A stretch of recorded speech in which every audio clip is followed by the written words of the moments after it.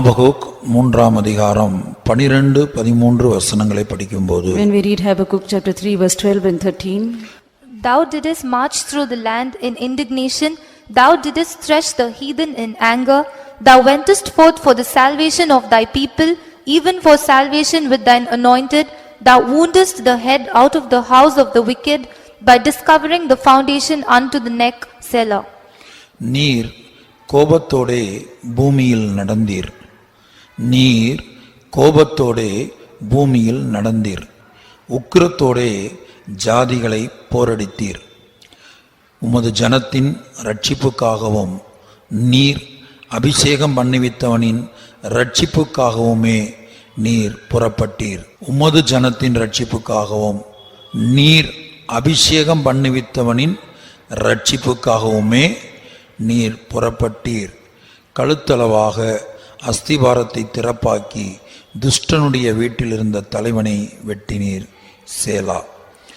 ஆபகுக் 3ஆம் அதிகாரம் 5ஆம் வசனம். Habakkuk chapter 3 verse 5. அவருக்கு முன்பாக கொள்ளை நோய் சென்றது, அவர் அடிகளிலிருந்து எரிவந்தமான காய்ச்சல் புறப்பட்டது. Before him went the pestilence, and burning coals went forth at his feet. கர்த்தருடைய பரிசுத்த நாமத்திற்கு மகிமை உண்டாகட்டும். Glory be to the holy name of the Lord.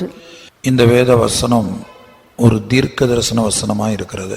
This scripture verse is a prophetical verse. அவருக்கு முன்பாக கொள்ளை நோய் சென்றது, Before him went the pestilence, அவர் அடிகளிலிருந்து எரிபந்தமான காய்ச்சல் புறப்பட்டது. and burning coals went forth at his feet. இன்றைக்கு இந்த 2020ஆம் வருடத்திலே கொரோனா என்கிறதான ஒரு கொள்ளை நோயை நாம் சந்தித்தோம். We faced a pestilence called corona in this year 2020. இந்த கொள்ளை நோய் எப்படி வந்தது? How did this pestilence come? இந்த கொள்ளை நோய் பிசாசு மூலமாக வந்தது. This pestilence came through the devil. ஆனால் அதே வேளையில் தேவன் அனுமதித்து பிசாசு இதை முழு உலகத்திலும் கொண்டு வந்திருக்கிறான். At the same time the Lord permitted it, and the devil brought it to entire world. நான் கடந்த நாட்களில் சொன்னது போல, As I told in the past days, ஒரு யோபை அவனுடைய சரீரத்தில், ஒரு யோபனுடைய சரீரத்தில் வியாதி வர வேண்டுமானால் பிசாசு தேவனிடத்தில் அனுமதி வாங்கினதை நாம் பார்க்கிறோம். we see that to bring sickness in one Job's body, the devil asked permission from the Lord. யோபின் புத்தகம் 1ஆம் அதிகாரத்தில் அதை நாம் படிக்கிறோம். We read about that in Job chapter 1. முதல் 2 அதிகாரங்களில் அதை படிக்கிறோம். We read about that in first 2 chapters. அப்ப ஒரு யோபுக்கு சரீரத்திலே வியாதி வருவதற்கு தேவனிடத்திலே அவன் அனுமதியை வாங்கி, தேவன் அனுமதி கொடுத்த பிற்பாடுதான் பிசாசுக்கு யோபின் சரீரத்திலே வியாதியை கொண்டு வர முடிந்தது. To bring sickness in the body of Job, the devil has to take permission from the Lord, and after that he brought sickness in the body of Job. யோபை பார்க்கலாம் வெளியேறப்பட்ட தேவ ஜனங்கள் தான் இயேசுவின் இரத்தத்தினால் மீட்கப்பட்ட, அவருடைய சுய இரத்தத்தினால் சம்பாதிக்கப்பட்ட சபையாக இருக்கிறது. Now people of God are much better than Job, who are washed by the precious blood of Jesus and earned by his blood. இயேசுவின் சுய இரத்தத்தினால் சம்பாதிக்கப்பட்ட சபை அல்லது அவருடைய சபையைச் சேர்ந்த தேவ ஜனங்களும் தேவ ஊழியர்களும் இன்றைக்கு முழு உலகத்திலும் இருக்கிறார்கள். People of God and the believers and servants of God who are washed and earned by the own precious blood of Jesus are all over the world. அப்ப இந்த கொள்ளை நோய் என்பது ஒரு அடையாளமாக காணப்படுகிறது. This pestilence is a sign. மத்தேயு 24ஆம் அதிகாரத்தில் இயேசு சொன்னபடி, As Jesus said in Matthew chapter 24, அவருடைய ரகசிய வருகைக்கு முன்பாக நடைபெற போகிறதான ஒரு அடையாளம் என்று இயேசு சொல்லியிருந்தார். Jesus has said that it is a sign that will take place before his secret coming. இன்றைக்கு நம்முடைய நாட்களிலேயே அந்த அடையாளம் நிறைவேறி இருக்கிறது. Today in our days that sign has been fulfilled. இது எதை காட்டுகிறது? What does this signify? இயேசு வெகு சீக்கிரத்தில் வெளிப்பட போகிறார். Jesus is going to appear very soon. எந்த நேரத்திலும் இயேசு வெளிப்படுவார். He can come at any moment. அவருடைய வருகை மிகவும் சமீபம். His coming is at hand. அதைத்தான் அவருக்கு முன்பாக கொள்ளை நோய் சென்றது. That is what it says, before him went the pestilence. அவர் அடிகளிலிருந்து எரிபந்தமான காய்ச்சல் புறப்பட்டது. Burning coals went forth at his feet. கர்த்தருடைய பரிசுத்த நாமத்துக்கு உண்டாகட்டும். Glory be to the holy name of the Lord. அந்த காய்ச்சல் தான் கொரோனாவாக இருக்கிறது. That fever or that burning coals is corona. கர்த்தருடைய பரிசுத்த நாமத்துக்கு உண்டாகட்டும். Glory be to the holy name of the Lord. இனி இது எதற்காக என்பதை இன்னும் சற்று ஆழமாக நாம் இன்றைக்கு சிந்திக்க போகிறோம். Today we are going to meditate as to for what reason this has come in a deep manner. Habakkuk 3ஆம் அதிகாரம் 12-13 வசனங்களை படிக்கும்போது When we read Habakkuk chapter 3 verse 12 and 13, Thou didst march through the land in indignation, thou didst thresh the heathen in anger, thou wentest forth for the salvation of thy people, even for salvation with thine anointed, thou woundest the head out of the house of the wicked, by discovering the foundation unto the neck, Selah. நீர் கோபத்தோடே பூமியில் நடந்தீர். நீர் கோபத்தோடே பூமியில் நடந்தீர். உக்கிரத்தோடே ஜாதிகளை போரடித்தீர். உமது ஜனத்தின் இரட்சிப்புக்காகவும் நீர் அபிஷேகம் பண்ணிவித்தவனின் இரட்சிப்புக்காகவுமே நீர் புறப்பட்டீர். உமது ஜனத்தின் இரட்சிப்புக்காகவும் நீர் அபிஷேகம் பண்ணிவித்தவனின் இரட்சிப்புக்காகவுமே நீர் புறப்பட்டீர். கழுத்தளவாக அஸ்திபாரத்தை திறப்பாக்கி துஷ்டனுடைய வீட்டில் இருந்த தலைவனை வெட்டினீர். சேலா. இந்த வசனத்துக்கு பல ஆவிக்குரிய அர்த்தங்கள் காணப்படுகிறது. there are many spiritual meanings for this verse. இந்த வசனத்தை 3 விதமாக நாம் பிரித்து தியானிக்க வேண்டும். We have to meditate this verse in dividing it in 3 ways. முதலாவது 12ஆம் வசனத்துல நீர் கோபத்தோடே பூமியில் நடந்தீர். Firstly, in verse 12, thou didst march through the land in indignation. உக்கிரத்தோடே ஜாதிகளை போரடித்தீர். Thou didst thresh the heathen in anger. இது இயேசுவின் ரகசிய வருகைக்கு முன்பாக சம்பவிக்கிற ஒரு காரியமாயிருக்கிறது. This is an instance that will take place before the secret coming of Jesus. இயேசுவின் ரகசிய வருகைக்கு முன்பாக சம்பவிக்கிற ஒரு காரியமாயிருக்கிறது. This is an instance that will take place before the secret coming of Jesus. அதுதான் இன்றைக்கு இந்த நாட்களிலே இந்த கொள்ளை நோயின் மூலமாக, இந்த கொரோனாவின் மூலமாக தேவன் கோபத்தோடே பூமியிலே நடந்து கொண்டிருக்கிறார்.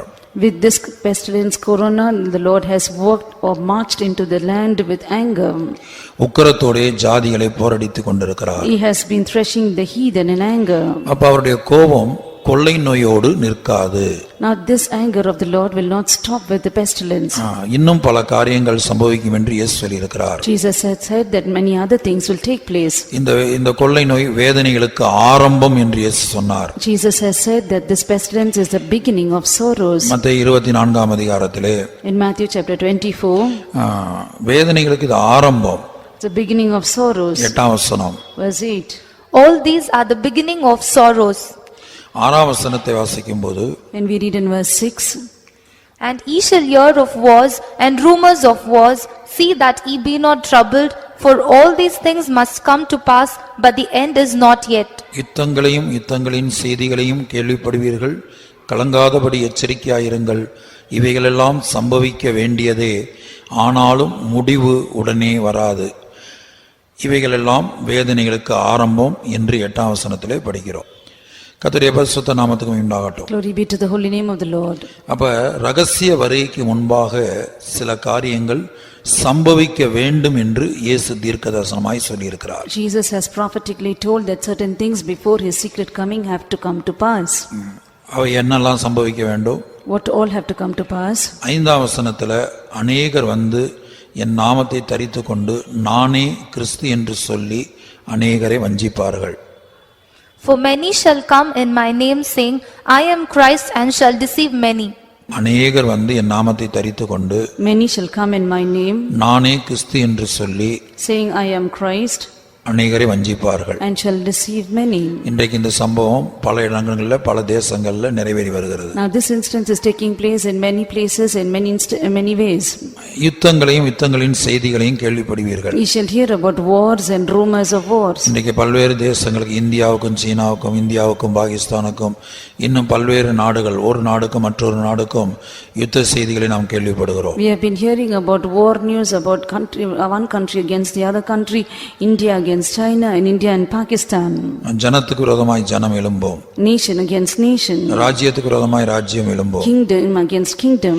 பஞ்சங்களும் கொள்ளை நோய்களும் பூமி எதிர்ச்சிகளும் பல இடங்களில் உண்டாகும். In diverse places there shall be famines and pestilences and earthquakes in diverse places. இவைகளெல்லாம் வேதனைகளுக்கு ஆரம்பம் என்று சொல்லுகிறார். He says that all these are the beginning of sorrow. கொள்ளை நோய் அவருக்கு முன் சென்றது. Pestilence went before him. அப்ப இயேசுடைய ரகசிய வருகைக்கு முன்பாக இந்த கொள்ளை நோய் அனுப்பப்பட்டிருக்கிறது. Before the secret coming of Jesus, this pestilence is sent. இந்த கொள்ளை நோய் மாத்திரமல்ல, Not just this pestilence, இன்னும் பஞ்சங்கள் வரலாம். more famines can come. வரக்கூடிய வருடங்களிலே பஞ்சங்கள் வரலாம். In the coming year there could be famines. யுத்தங்களும் செய்திகளையும் நாம் கேள்விப்பட்டு பல இடங்களிலே யுத்தங்கள் துவங்கி நடக்க ஆரம்பிக்கலாம். We may hear wars and rumors of wars, and many places there could be wars happening. பல இடங்களிலே பூமி அதிர்ச்சிகள் உண்டாகலாம். In diverse places there could be earthquakes. இப்படி பல்வேறு காரியங்கள் சம்பவிக்கலாம். Many other things can come to pass. இதைத்தான் ஆபகுக் 3ஆம் அதிகாரம் 12ஆம் வசனத்தில் நீர் கோபத்தோடே பூமியில் நடந்தீர், உக்கிரத்தோடே ஜாதிகளை போரடித்தீர். That is what we read in Habakkuk 3:12. Thou didst march through the land in indignation, thou didst thresh the heathen in anger. இது இயேசுவின் ரகசிய வருகைக்கு முன்பாக சம்பவிக்க போகிறது. This is going to come to pass before the secret coming of Jesus. இப்ப நம்முடைய நாட்கள்ல இந்த 2020ல சம்பவிக்க துவங்கி இருக்கிறது. In our time, this 2020, it has started to begin. இந்த வேதனைகள் இப்போது ஆரம்பித்து இருக்கிறது. Now these sorrows have begun. முடிவு உடனே வராது. End shall not yet be. அந்த முடிவு எப்போது வரும்? When will this end come? இயேசுவின் ரகசிய வருகைக்கு பிற்பாடு, After the secret coming of Jesus. இயேசுவின் ரகசிய வருகையிலே சபை எடுத்துக்கொள்ளப்பட்ட பிற்பாடு, In the secret coming when the church of God is taken up. 7 வருடம் இந்த உலகத்திலே அந்திகிறிஸ்துவின் ஆட்சி நடந்து முடியும் போது, After there are 7 years of Antichrist reign and finishes. அப்போதுதான் இவை எல்லாவற்றுக்கும் முடிவு வரும். After that only there shall be an end for all these things. கர்த்தருடைய பரிசுத்த நாமம் உண்டாகட்டும். Glory be to the holy name of the Lord. 13ஆம் வசனத்தின் முதல் பகுதி இயேசுவின் ரகசிய வருகையை காட்டுகிறது. The first portion of verse 13 speaks about the secret coming of Jesus. நான் 3 பிரிவாக இந்த வசனங்களை பிரிக்க வேண்டும் என்று சொன்னேன். I told you we have to divide this verse into 3. நீங்கள் முதல்ல வேதத்தை நீங்கள் பகுத்தறிய வேண்டும். Firstly, you need to discern the scriptures. ஒரு வசனத்துக்கும் அடுத்த வசனத்துக்கும் உள்ள காரியத்துக்கு இடையில ஒரு நீண்ட காலம் இருக்கலாம். Now there could be a long gap or long period of time between one verse and another verse. இதை நாம் முதலாவது தேவனுடைய பிள்ளைகள் விளங்கி இருக்க வேண்டும். Children of God firstly have to understand this. உதாரணமாக வேதத்தின் ஆதியாகமத்தின் முதல் அதிகாரத்தை வாசிக்கும்போது, If you read the first chapter of the scriptures, முதல் வசனம் என்ன சொல்கிறது? what does the first verse say? ஆதியிலே தேவன் வானத்தையும் பூமியும் சிருஷ்டித்தார். In the beginning the Lord created heaven and earth. In the beginning, God created the heaven and the earth. ஆனா 2ஆம் வசனத்தை பார்த்தால், பூமியானது ஒழுங்கின்மையும் வெறுமையுமாய் இருந்தது, ஆழத்தின் மேல் இருள் இருந்தது, தேவ ஆவியானவர் ஜலத்தின் மேல் அசைவாடிக் கொண்டிருந்தார்.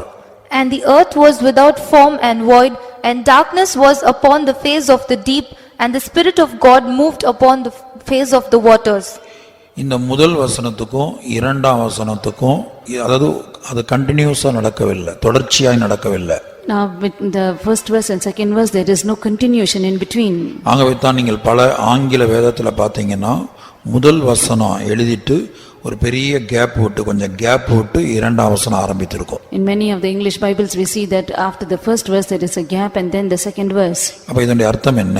What is the meaning of it? தேவன் வானத்தையும் பூமியையும் சிருஷ்டித்தார். The Lord created the heaven and the earth. ஆனா அடுத்த வசனத்துல படிக்கிறோம், தேவனால் படைக்கப்பட்ட பூமி ஒழுங்கின்மை வெறுமையுமாய் இருந்ததுன்னு. The heaven and earth which was created by the Lord was without form and void. இல்ல, இதற்கு இடையில தூதர்களுடைய விழுகை சம்பவித்திருக்கிறது. Between this there was a fall of angels. அப்ப முதல் வசனத்துக்கும் ஆதியாகமத்துல 2ஆம் வசனத்துக்கு இடையில என்ன சம்பவித்தது?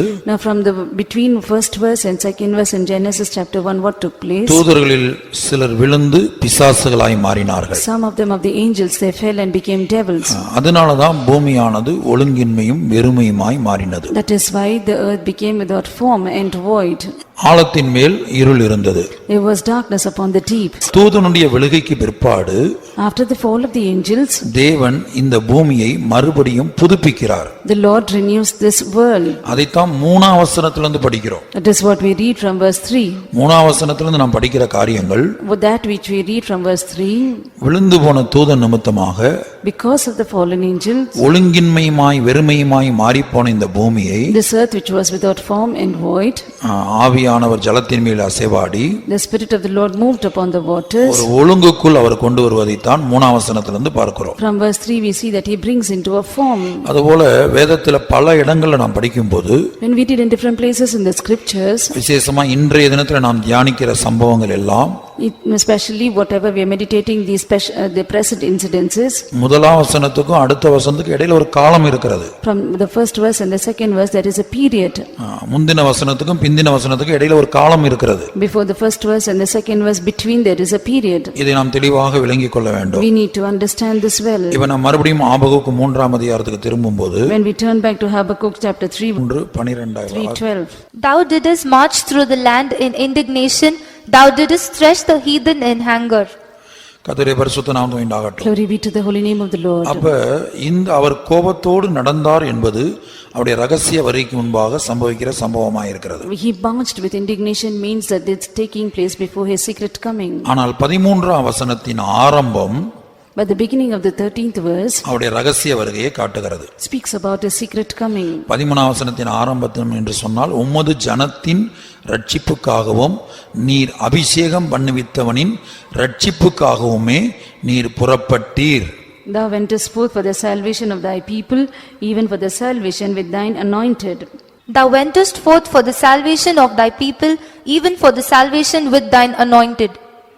கர்த்தருடைய பரிசுத்த நாமத்துக்கு உண்டாகட்டும். Glory be to the holy name of the Lord. அப்ப இந்த இடத்துல சொல்லப்பட்ட உமது ஜனத்தின் ரட்சிப்பு என்பது கடைசி ரட்சிப்பை காட்டுகிறது. The salvation of thy people speaks about the final salvation. 1 பேதுரு 1:5 1 Peter 1:5. அங்க கடைசி ரட்சிப்பை குறித்து எழுதப்பட்டிருக்கிறது. It is written about the final salvation. அந்த கடைசி ரட்சிப்பு என்றால் என்ன? What is that final salvation? இயேசு தம்முடைய ரகசிய வருகையிலே வந்து தன்னுடைய மணவாட்டி சபையை சேர்த்துக் கொள்வது. Jesus comes in a secret coming and gathers his bride. அதுதான் கடைசி காலத்திலே வெளிப்பட போகிற ரட்சிப்பு. That is the salvation that will be revealed in the last time. 1 பேதுரு 1:5 1 Peter 1:5. Who are kept by the power of God through faith unto salvation, ready to be revealed in the last time. கடைசி காலத்திலே வெளிப்பட ஆயத்தமாக்கப்பட்டிருக்கிற ரட்சிப்புக்கு ஏதுவாக விசுவாசத்தை கொண்டு தேவனுடைய பலத்தினாலே காக்கப்பட்டிருக்கிற உங்களுக்கு அந்த சுதந்திரம் பரலோகத்தில் வைக்கப்பட்டிருக்கிறது. அப்ப கடைசி காலத்திலே வெளிப்பட ஆயத்தமாக்கப்பட்டிருக்கிற ரட்சிப்பு என்று படிக்கிறோம். We read that the salvation ready to be revealed in the last time. இதான் அவருடைய ரகசிய வருகை. This is a secret coming. இந்த ரகசிய வருகையிலே தம்முடைய ஒரு கூட்ட பரிசுத்தவான்களை, ஒரு கூட்ட விசுவாசி தேவ ஜனங்களை அவர் சேர்த்துக் கொள்கிறார். In a secret coming, one group of saints, one group of believers he gathers. அப்ப ஆபகுக்கு 3:13 துவக்கம் The beginning of Habakkuk 3:13. உமது ஜனத்தின் ரட்சிப்புக்காகவும். For the salvation of thy people. அப்ப உமது ஜனம் என்று சொன்னா எல்லா கிறிஸ்தவர்களும் அல்ல. Now when we say thy people, it is not all Christians. எல்லா கிறிஸ்தவர்களும் அல்ல. It is not all Christians. அந்த கிறிஸ்தவர்கள் மத்தியில அடுத்து தனியாய் விளக்கம் கொடுக்கிறார். அபிஷேகம் பண்ணப்பட்டவர்கள். Now among the Christians, those who are anointed. அந்த அபிஷேகம் பண்ணப்பட்டவர்கள் மத்தியிலும் பூரணப்பட்டவர்கள். Among the anointed, those who are perfected. அல்லது இந்த கடைசி ரட்சிப்புக்கு தகுதியாக்கப்பட்டவர்கள். Or those who are made worthy for this last salvation. உமது ஜனத்தின் ரட்சிப்புக்காகவும் நீர் அபிஷேகம் பண்ணுவித்தவனின் ரட்சிப்புக்காகவுமே நீர் புறப்பட்டீர் என்பது இயேசுவின் ரகசிய வருகையில அவர் தம்முடைய மணவாட்டியை சேர்க்க வருகிறதை காட்டுகிறது. Thou wentest forth for the salvation of thy people, even for the salvation with an anointed. It speaks about Jesus gathering his bride in the secret coming. அப்ப 12ஆம் வசனம் Verse 12. ரகசிய வருகைக்கு முன்பாக நடக்கிற சம்பவத்தை காட்டுகிறது. It speaks about the things that will take place before his secret coming. அதுதான் இந்த நாட்களிலே சம்பவித்துக் கொண்டிருக்கிறது. That is what is happening in these days. இந்த 2020 கொரோனா என்கிற கொள்ளை நோய் நிமித்தமாக முழு உலகத்திலும் பல பாதிப்புகள். There are many effects that has taken place in the entire world the year 2020 because of this pestilence corona. இனி தேவனுடைய கோபம் அதிகமாகலாம். Now the wrath of the Lord can increase. நீர் கோபத்தோடே பூமியில் நடந்தீர். Thou wentest forth and marched in the land through indignation. உக்கிரத்தோடே ஜாதிகளை போரடித்தீர். Thou didst thresh the heathen in anger. எதற்காக? For what? அவர் இந்த சம்பவங்களை பார்க்கும்போது தேவ ஜனங்கள் நிமிர்ந்து பார்க்க வேண்டும். When these things are happening, the people of God have to lift up their heads. லூக்கா 21:28 இயேசு சொல்லுகிறார். In Luke 21:28, Jesus says, லூக்கா 21:25 பல சம்பவங்களை சொல்லிவிட்டு after telling in Luke chapter 21 from verse 25, certain things that will take, அதுல பல சம்பவங்களை சொல்லிவிட்டு after telling certain things, 28ஆம் வசனத்தில் என்ன சொல்லுகிறார்? verse 28, what does he say? And when these things begin to come to pass, then look up and lift up your heads, for your redemption draweth nigh.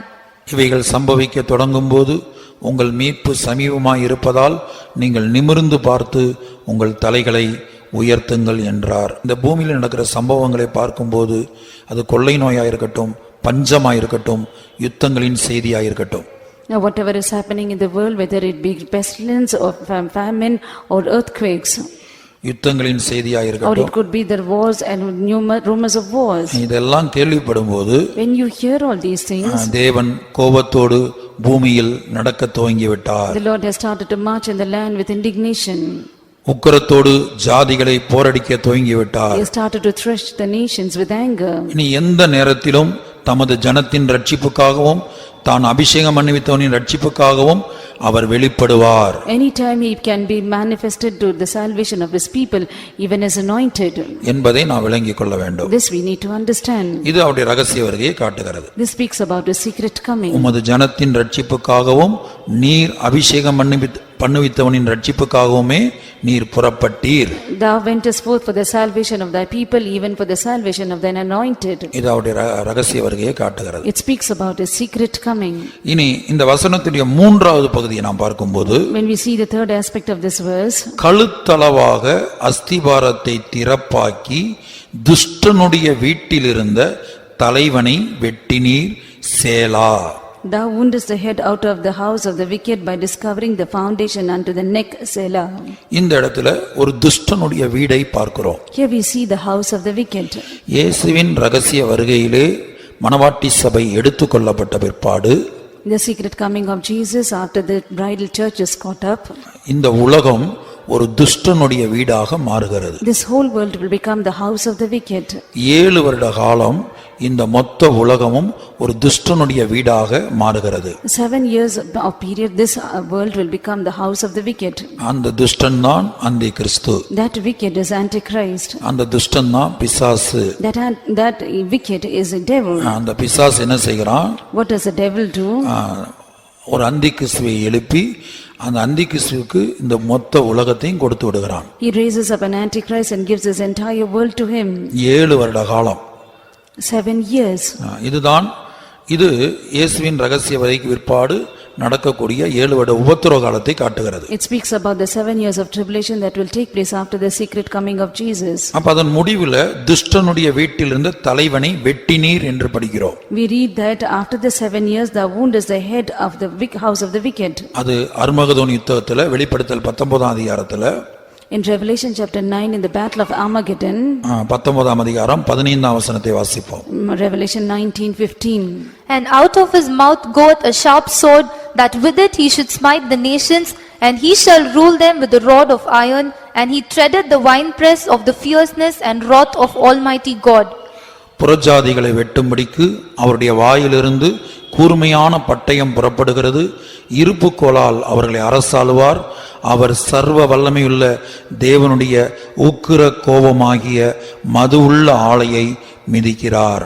அந்த 15ஆம் வசனத்திலிருந்து 21ஆம் வசனம் வரைக்கும் நீங்க படித்து பார்த்தீங்கன்னா, When you read from verse 15 to 21, அங்க ஒரு யுத்தத்தை பார்க்கிறோம். we see about a battle. அது இயேசு பண்ணுகிற யுத்தம். It's a battle which Jesus conducts. இயேசு கிறிஸ்துவுக்கும் அந்தி கிறிஸ்துவுக்கும் நடக்கிற யுத்தம். It's a battle that takes place between Jesus and the Antichrist. அப்ப அந்த யுத்தத்துல இயேசுடைய வாயிலிருந்து கூர்மையான பட்டயம் புறப்பட்டது என்று படிக்கிறோம். We read that in that battle out of the mouth of Jesus goeth forth a sharp sword. இதைத்தான் துஷ்டனுடைய வீட்டிலிருந்த தலைவனை வெட்டினீர் என்று எழுதப்பட்டிருக்கிறது. This is what it means, thou woundest the head out of the house of the wicked. இது உபத்திரவ காலத்தின் முடிவுல அல்லது 7 வருட உபத்திரவத்தின் முடிவுல நடைபெற போகிற அர்மகதோன் யுத்தத்துல இது நிறைவேறும். This will be fulfilled in the battle of Armageddon after the end of the 7 years of tribulation.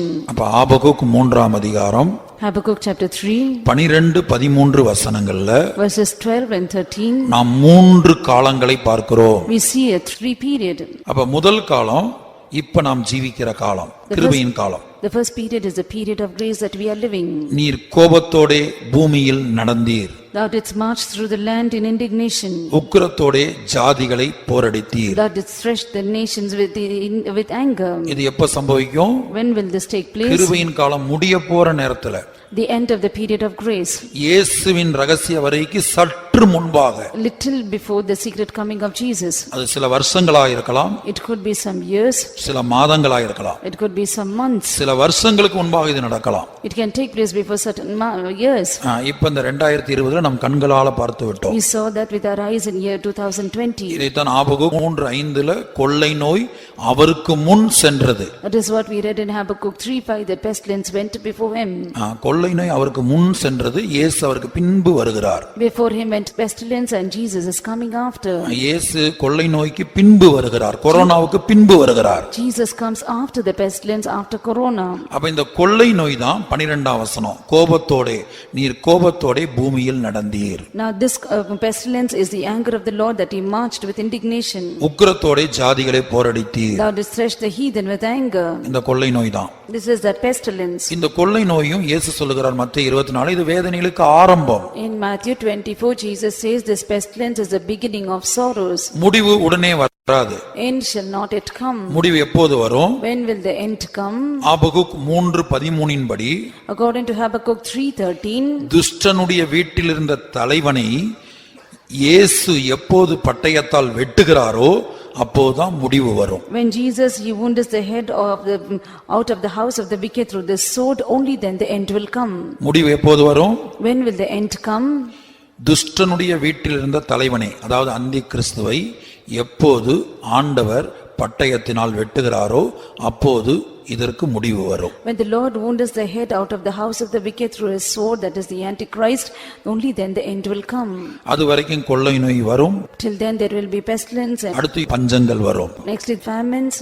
அடுத்து பூமி எதிர்ச்சிகள் உண்டாகும். Next there could be earthquakes. அடுத்து யுத்தங்களின் செய்திகளையும் கேள்விப்படுவோம். We will hear about wars and rumors of wars. இனி இயேசுவின் ரகசிய வருகையிலே சபை எடுத்துக்கொள்ளப்பட்ட உடனேயே 3ஆம் உலக மகா யுத்தம் நடைபெறும். Now immediately after the secret coming of Jesus, third world war will commence.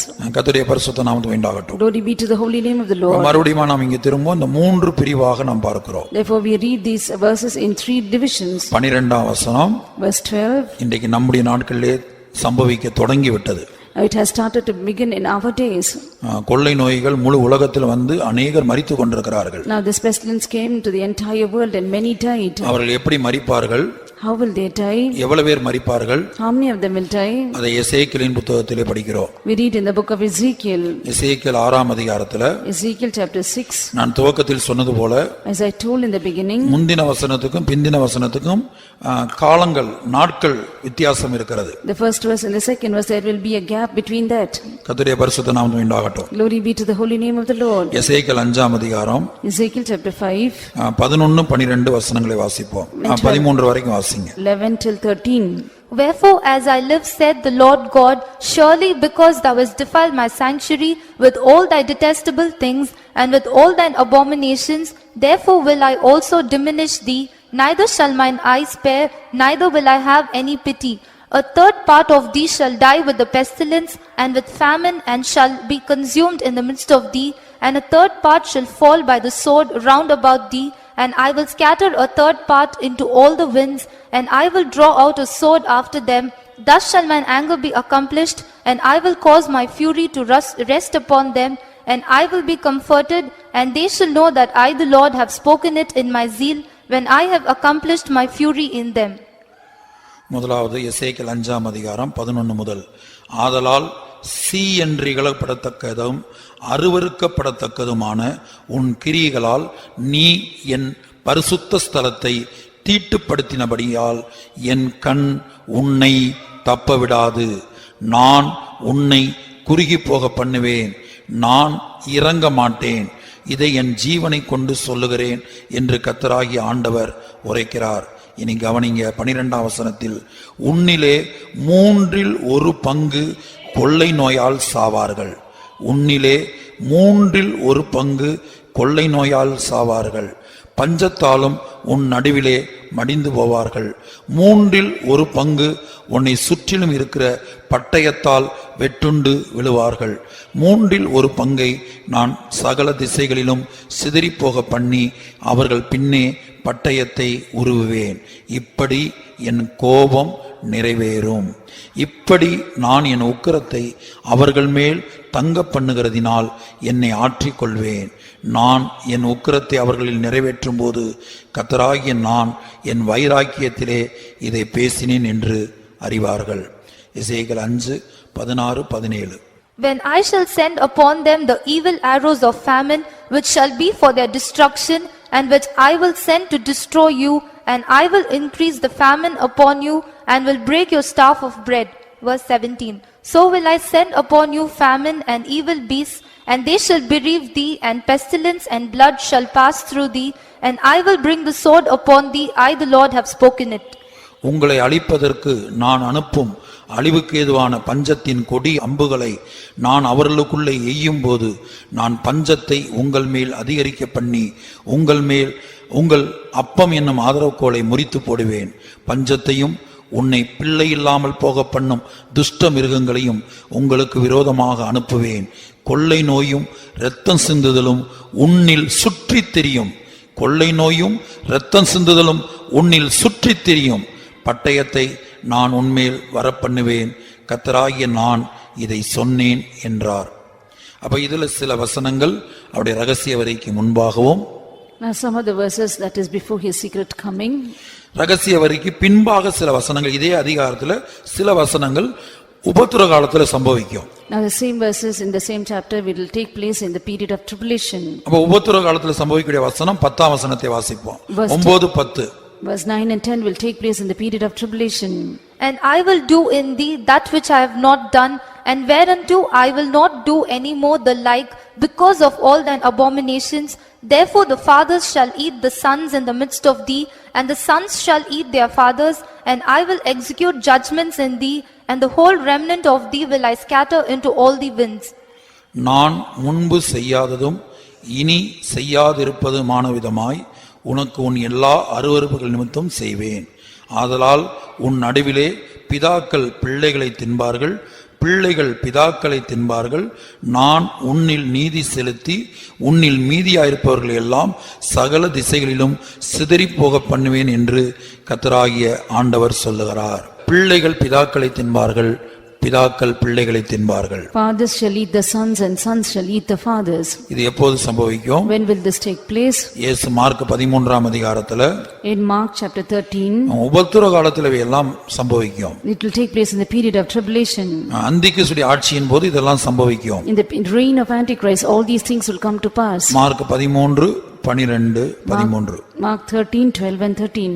Now the brother shall betray the brother to death, and the father the son, and children shall rise up against their parents, and shall cause them to be put to death, and he shall be hated of all men for my name's sake, and he that shall endure unto the end, the same shall be saved. அன்றியும் சகோதரன் சகோதரனையும் தகப்பன் பிள்ளையையும் மரணத்துக்கு ஒப்பு கொடுப்பார்கள். பெற்றாருக்கு விரோதமாய் பிள்ளைகள் எழும்பி அவர்களை கொலை செய்வார்கள். இது உபத்திர காலத்திலே சம்பவிக்க போகிற சம்பவம். This is an instance that will take place in the period of tribulation. முதல் 3 வருட உபத்திரவத்துல, In the first 3.5 years of tribulation, கைவிடப்பட்ட கிறிஸ்தவர்கள் மத்தியில amidst the left behind Christians, இது சம்பவிக்கும். this will come to pass. இனி 13ஆம் வசனத்துல, என் நாமத்தினிமித்தம் எல்லாராலும் பகைக்கப்படுவீர்கள், முடிவு பரியந்தம் நிலைநிற்பவனே ரட்சிக்கப்படுவான் என்று இங்கே சொல்லப்பட்ட இந்த ரட்சிப்பு உபத்திர காலத்தின் முதல் 3 வருட உபத்திரவத்தின் முடிவுல இரத்த சாட்சிகளாக கைவிடப்பட்ட கிறிஸ்தவர்களை இயேசு சேர்ப்பதை காட்டுகிறது. In verse 13 it speaks about in the first 3.5 years of tribulation when Jesus will come to gather the martyrs. அது அவர்களுக்கு கைவிடப்பட்ட கிறிஸ்தவர்கள் கிடைக்கக்கூடிய ரட்சிப்பை காட்டுகிறது. It speaks about the salvation of the left behind Christians. கர்த்தருடைய பரிசுத்த நாமத்துக்கு உண்டாகட்டும். Glory be to the holy name of the Lord. ஆனா அதே வேளை மத்தேயு 24ஆம் அதிகாரத்துல இயேசு சொல்லுகிறார், 13ஆம் வசனத்துல, முடிவு பரியந்த நிலைநிற்பவனே ரட்சிக்கப்படுவான். In Matthew 24:13 Jesus says that those who will enter till the end will be saved. இது கிருபையின் காலத்துல ஜீவிக்கிற நமக்கு வரக்கூடிய சோதனைகள் போராட்டங்கள்ல முடிவறிந்த நிலை நின்றால் அவருடைய ரகசிய வரிகள் எடுத்துக்கொள்ளப்படுவோம் என்பதை காட்டுகிறது. It speaks about all the trials and tribulations that comes in the period of grace. If we endure till the end, then we shall be caught up in a secret coming. இனி எசேக்கியேல் 5 அதிகாரத்துக்கு திரும்புவோம். Let us turn to Ezekiel chapter 5. இதுல சில வசனங்கள் அவருடைய ரகசிய வரைக்கும் முன்பாக நடைபெறுகிறது. Now some verses will take place before his secret coming. சில வசனங்கள் உபத்திரவ காலத்துல, அதாவது முதல் 3 வருடத்துல நிறைவேற போகிறது. Now some of the verses will take place in the first 3.5 years of period of tribulation. கர்த்தருடைய பரிசுத்த நாமத்துக்கு உண்டாகட்டும். Glory be to the holy name of the Lord. அடுத்தபடியாக எசேக்கியேல் 7 அதிகாரத்துக்கு வரும்போது When we come to Ezekiel chapter 7, அங்க சங்காரம் வருகிறது என்று சொல்லுகிறார். there he speaks about a destruction. சங்காரம் வருகிறது. A destruction cometh. கர்த்தருடைய பரிசுத்த நாமத்துக்கு உண்டாகட்டும். Glory be to the holy name of the Lord. அதுபோல எசேக்கியேல் 9 அதிகாரத்தை நீங்கள் படித்து பார்த்தால், When we read in Ezekiel chapter 9, அந்த 9 அதிகாரத்துல chapter 9, அந்த 9 அதிகாரம் முழுவதும் மகா உபத்திரவ காலத்தில் நடைபெற போகிறது. now chapter 9 speaks about the things that will take place in the great tribulation period. மகா உபத்திரவ காலத்தில் நடக்கிற சம்பவம் தான் தீர்க்கதரிசனமாய் சொல்லப்பட்டிருக்கிறது. All that will take place in the great tribulation period is written as a prophecy. இதே காரியத்தை தான் வெளிப்படுத்தல் 7 அதிகாரம் முழுவதும் படிக்கிறோம். We read the same thing in Revelation chapter 7. இங்கே எசேக்கியேல் 9 அதிகாரத்துல ஒரு கூட்டத்தாருடைய நெற்றிகளில் முத்திரை போடப்பட்டது, அடையாளம் போடப்பட்டது. In Ezekiel chapter 9 we see that in a group of people there was a mark that was put on some of their foreheads. அதைத்தான் வெளிப்படுத்தின விசேஷம் 7 அதிகாரத்துல 144,000 பேருக்கு முத்திரை போடப்பட்டது. In Revelation chapter 7 we see that about 1,44,000 of them their foreheads were sealed. இது மகா உபத்திரவ காலத்தில் நடக்கக்கூடியது. It will take place in the great tribulation period. இனி எசேக்கியேல் 7 அதிகாரம் Ezekiel chapter 7, 25 இருந்து வாசிங்க 27 வரைக்கும். read from verse 25 to 27. Destruction cometh, and they shall seek peace, and there shall be none. Mischief shall come upon mischief, and rumor shall be upon rumor. Then shall they seek a vision of the prophet, but the law shall perish from the priest, and counsel from the ancients. The king shall mourn, and the prince shall be closed with desolation, and the hands of the people of the land shall be troubled. I will do unto them after their way, and according to their deserts will I judge them, and they shall know that I am the Lord. எசேக்கியேல் 7:25 முதல் 27 வரை. சங்காரம் வருகிறது, அப்பொழுது சமாதானத்தை தேடுவார்கள், ஆனாலும் அது கிடையாது. விக்கினத்தின் மேல் விக்கினம் வரும், துர்ச்செய்தியின் மேல் துர்ச்செய்தி பிறக்கும். அப்பொழுது தீர்க்கதரிசியினிடத்திலே தரிசனத்தை தேடுவார்கள், ஆனாலும் ஆசாரியனிடத்திலே வேதமும் மூப்பரிடத்திலே ஆலோசனையும் இராமல் ஒளிந்து போகும். ராஜா துக்கித்துக் கொண்டிருப்பான், பிரபுவை திகில் மூடிக்கொண்டிருக்கும். தேசத்து ஜனங்களின் கைகள் தளர்ந்து போகும். நான் அவர்கள் வழிகளின்படியே அவர்களுக்கு செய்து அவர்கள் நியாயங்களின்படியே அவர்களை நியாயந்தீர்ப்பேன். அப்பொழுது நான் கர்த்தர் என்று அறிந்து கொள்வார்கள். இது ரகசிய வரைக்கு முன்பாக இந்த 3 வசனங்களுள்ள சம்பவங்கள் சம்பவிக்கும். These 3 verses will take place before the secret coming. எசேக்கியேல் 7:19 இயேசுவின் ரகசிய வரைக்கு பிற்பாடு உபத்திரவ காலத்திலே நடக்கும். Now Ezekiel 7:19, after the secret coming of Jesus in the period of tribulation, it will take place. கர்த்தருடைய பரிசுத்த நாமத்துக்கு உண்டாகட்டும். Glory be to the holy name of the Lord. ஆனா எசேக்கியேல் 7 அதிகாரம் 25 இருந்து 27 வரை வாசிக்கும்போது, When we read Ezekiel 7:25 to 27, சங்காரம் வருகிறது, destruction cometh. அப்பொழுது சமாதானத்தை தேடுவார்கள், They will seek for peace, ஆனால் அது கிடையாது. they shall not find. விக்கினத்தின் மேல் விக்கினம் வரும்னா அதோட அர்த்தம் என்ன? What is the meaning which says mischief shall come upon mischief? முதல் காரியம் கொரோனா என்கிற கொள்ளை நோய், அது ஒரு விக்கினம். First when we say mischief, it is corona. இந்த கொரோனா என்கிற கொள்ளை நோய், That corona which is the mischief. இந்த வருடத்திலே நம்மில் பலரும் பார்த்தோம். We saw that is here. கர்த்தருடைய பரிசுத்த நாமம் உண்டாகட்டும். Glory be to the holy name of the Lord. அடுத்தது என்ன செய்யுது? Nextly, what does it do? இரண்டாவது மரணம், அது ஒரு விக்கினம். Secondly, death is a mischief. மூன்றாவதாக பஞ்சங்களை குறித்து கேள்விப்படலாம். Thirdly, we can hear about famines. அது ஒரு விக்கினம். Is a mischief. அடுத்து யுத்தங்களின் செய்திகளை குறித்து கேள்விப்படலாம். We can hear about wars and rumors of wars. அது ஒரு விக்கினம். That is a mischief. இப்படி ஒரு செய்தி போய் இன்னொரு செய்தியை கேள்விப்பட்டு கொண்டே இருக்கலாம். From one news to the other we can keep hearing. அதைத்தான் துர்ச்செய்தியின் மேல் துர்ச்செய்தி பிறக்கும். That is what it says, rumors shall come upon rumor. அப்ப பூமியில பரிசுத்தவான்கள் இருக்கிறாங்க. The saints are there in the earth. இதெல்லாம் ஏன் சம்பவிக்குதுன்னு அவங்ககிட்ட போய் கேட்டா, If you go and ask them why these are taking place, அவங்களுக்கு சொல்ல தெரியாது. They will not know how to tell. சில வேளை அதுக்கு என்ன காரணங்கிறது அவங்களுக்கு தெரியாது. They won't know what is the reason for it. அதுதான் அதோட அர்த்தம். அவங்களே குழம்புன நிலையில இருப்பாங்க. They themselves will be in a confused state. இல்லன்னா இதற்கு விடுதலை தாங்கன்னு ஜெபிச்சிட்டு இருப்பாங்க. They will be praying, asking for a deliverance. கர்த்தருடைய பரிசுத்த நாமத்துக்கு உண்டாகட்டும். Glory be to the holy name of the Lord. அப்ப இங்க நாம் பார்க்கும்போது When we see here, தீர்க்கதரிசியினிடத்திலே தரிசனத்தை தேடுவார்கள். they shall seek vision from the prophet. ஆனாலும் ஆசாரியனிடத்திலே வேதமும், But law from the priest, மூப்பரிடத்திலே ஆலோசனையும், counsel from the ancients, இராமல் ஒளிந்து போகும். it will perish. கர்த்தருடைய பரிசுத்த நாமத்துக்கு உண்டாகட்டும். Glory be to the holy name of the Lord. அதான் சரியான இது ஏன் சம்பவிக்கின்ற சரியான ஒரு பதில் இந்த நேரத்துல என்ன செய்யணும்? Now why does it take place and what to do, the answer for it? எதற்காக ஜெபிக்கணும்? For what we have to pray? எப்படி ஜெபிக்கணும்? How to pray? அப்படி ஊழியர்களுக்கு கூட தெரியாத ஒரு சூழ்நிலைய நான் கொண்டு வருவேன். இது கர்த்தர் தீர்க்கதரிசனமா சொல்றாரு. The Lord prophesies that such a state that he will bring that they will not be able to answer. அதனாலதான் கொள்ளை நோய் போகணும்னு ஜெபித்து கொண்டிருக்கிறோம். That is why we are praying that pestilence should be removed. கொள்ளை நோய் போகணும்னா இதெல்லாம் சம்பவிக்க வேண்டியதே என்று இயேசு சொல்லியிருக்கிறார். Now Jesus has said that all these things have to come to pass. அவருடைய ரகசிய வரிக்கு முன்பாக இது நடந்தே தீரணும். Before his secret coming, these things have to take place. மத்தேயு 24ல இயேசு திட்டவட்டமாய் சொல்லிட்டாரு. In Matthew 24, Jesus has told very specifically. இது வேதனைகளுக்கு ஆரம்பம்னு சொல்லிட்டாரு. He says that these are beginning of sorrows. அதான் கொள்ளை நோய் வேதனை. That is what pestilence is, a sorrow. இந்த வேதனையோட இது முடியாது. It will not stop with this sorrow. இன்னொரு வேதனை வரும். Another sorrow will begin. அது பஞ்சமா இருக்கலாம். It could be famine. இன்னொரு வேதனை வரும். It could be another sorrow. அது பூமி எதிர்ச்சியா இருக்கலாம். It could be earthquakes. இன்னொரு வேதனை வரும். There could be another sorrow. அது ஒரு நாட்டுக்கு இன்னொரு நாட்டுக்கு யுத்தமா இருக்கலாம். It could be a war between one nation and another nation. இந்தியாவுக்கும் சீனாவுக்கும் யுத்தம் ஆரம்பிக்கலாம். There could be a war between India and China. இந்தியாவுக்கும் பாகிஸ்தானுக்கும் யுத்தம் ஆரம்பிக்கலாம். There could be a war starting between India and Pakistan. அமெரிக்காவுக்கும் ரஷ்யாவுக்கும் யுத்தம் ஆரம்பிக்கலாம். A war between America and Russia. வடகொரியாவுக்கும் மற்ற நாடுகளுக்கு யுத்தம் ஆரம்பிக்கலாம். North Korea and other countries, they can start a war. இஸ்ரேலுக்கும் ஈரானுக்கும் யுத்தம் ஆரம்பிக்கலாம். Israel and Iran may start a war. அரபு நாடுகள் இன்றைக்கு இஸ்ரேலுக்கு விரோதமாய் கிரியை செய்து கொண்டிருக்கிறது. Arab countries are working against Israel. அப்ப விக்கினத்தின் மேல் விக்கினம் வரும். Mischief upon mischief shall come. துர்செய்தியின் மேல் துர்செய்தி வரும், பிறக்கும். The rumor upon rumor shall be heard. அப்ப இதெல்லாம் ஏன் சம்பவிக்குன்னு என்கிட்ட வந்து கேட்டால உங்ககிட்ட ஒவ்வொரு ஊழியக்காரங்கிட்ட போய் கேட்டால், Now if you come and ask me and the servants of God why these are taking place, அவங்ககிட்ட ஆன்சர் இருக்காது. there will not be an answer for it. அதுக்காக அவங்க ஜெபிக்கவே இல்லைன்னு அர்த்தம் இல்ல.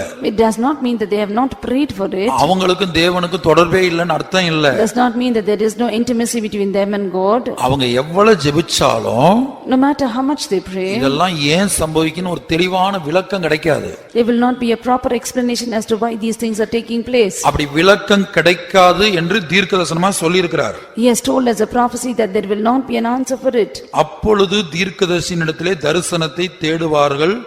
ஆனாலும் ஆசாரியனிடத்திலே வேதமும் மூப்பரிடத்திலே ஆலோசனையும் ஈராமல் ஒளிந்து போகும். And they shall seek a vision of the prophet, and the law shall perish from the priest and the counsel from the ancients. அந்த ஆலோசனை இப்ப இல்லங்கிறதுக்கு அடையாளம் தான் இப்ப நம்ம என்ன செய்யறோம், கொள்ளை நோய் போகணும்னு இன்னைக்கு முழு உலகத்திலும் ஜெபித்துக் கொண்டிருக்கிறாங்க. Now entire world they are praying that the pestilence has to go because the counsel has perished. எல்லா கிறிஸ்தவர்களும், all Christians, எல்லா மற்ற சபையில் உள்ள எல்லா பாஸ்டர்மாரும், pastors from other churches, நாமும் we எல்லாரும் என்ன சொல்லி ஜெபிக்கிறோம்? what are we joining together and praying? இந்த கொரோனாவை போ பிசாசு. This corona, get thee behind devil, get thee behind devil. கொரோனாவை போ பிசாசு துரத்திக்கிட்டு இருக்க, ஈய துரத்துற மாதிரி. Like we are chasing the bees, we are chasing this corona, the pestilence. இயேசு சொல்லி இருக்கிறார், ரகசிய வரிக்கு முன்பாக இதெல்லாம் சம்பவிக்க வேண்டிய. வாசிங்க மறுபடியும் மத்தேயு 24ல, இவையெல்லாம் சம்பவிக்க வேண்டியதே. In Matthew 24 it says that these have to come to pass. ஏன் சம்பவிக்கணும்? Why should it come to pass? முதல்ல இது ஏன் சம்பவிக்குதுன்னு பாப்போம். Let's see that why it has to come to pass. அதத்தான் கர்த்தர் இன்றைக்கு சொல்ல சொன்னார் என்கிட்ட. That is what the Lord told me to tell today. இந்த வசனத்தை எடுத்தவரின் நோக்கமே அதற்காக தான். The reason that I took these verses is for that purpose. இதெல்லாம் ஏன் சம்பவிக்குதுன்னா, Why all these things come to நம்ம pass? பரிசுத்த ஸ்தலத்தை பரிசுத்த குலைச்சலாக்கினோம். Now because we have made detestable the sanctuary, பரிசுத்த ஸ்தலத்தை தீட்டுப்படுத்தினோம். we have defiled the sanctuary. Ezekiel 5:11. Ezekiel 5:11. ஆதலால் சீ என்று இகழப்படத்தக்கதும் அருவருக்கப்படத்தக்கதுமான உன் கிரியைகளால் நீ என் பரிசுத்த ஸ்தலத்தை தீட்டுப்படுத்தினபடியினால் என் கண் உன்னை தப்பவிடாது, நான் உன்னை குறுகி போக பண்ணுவேன்.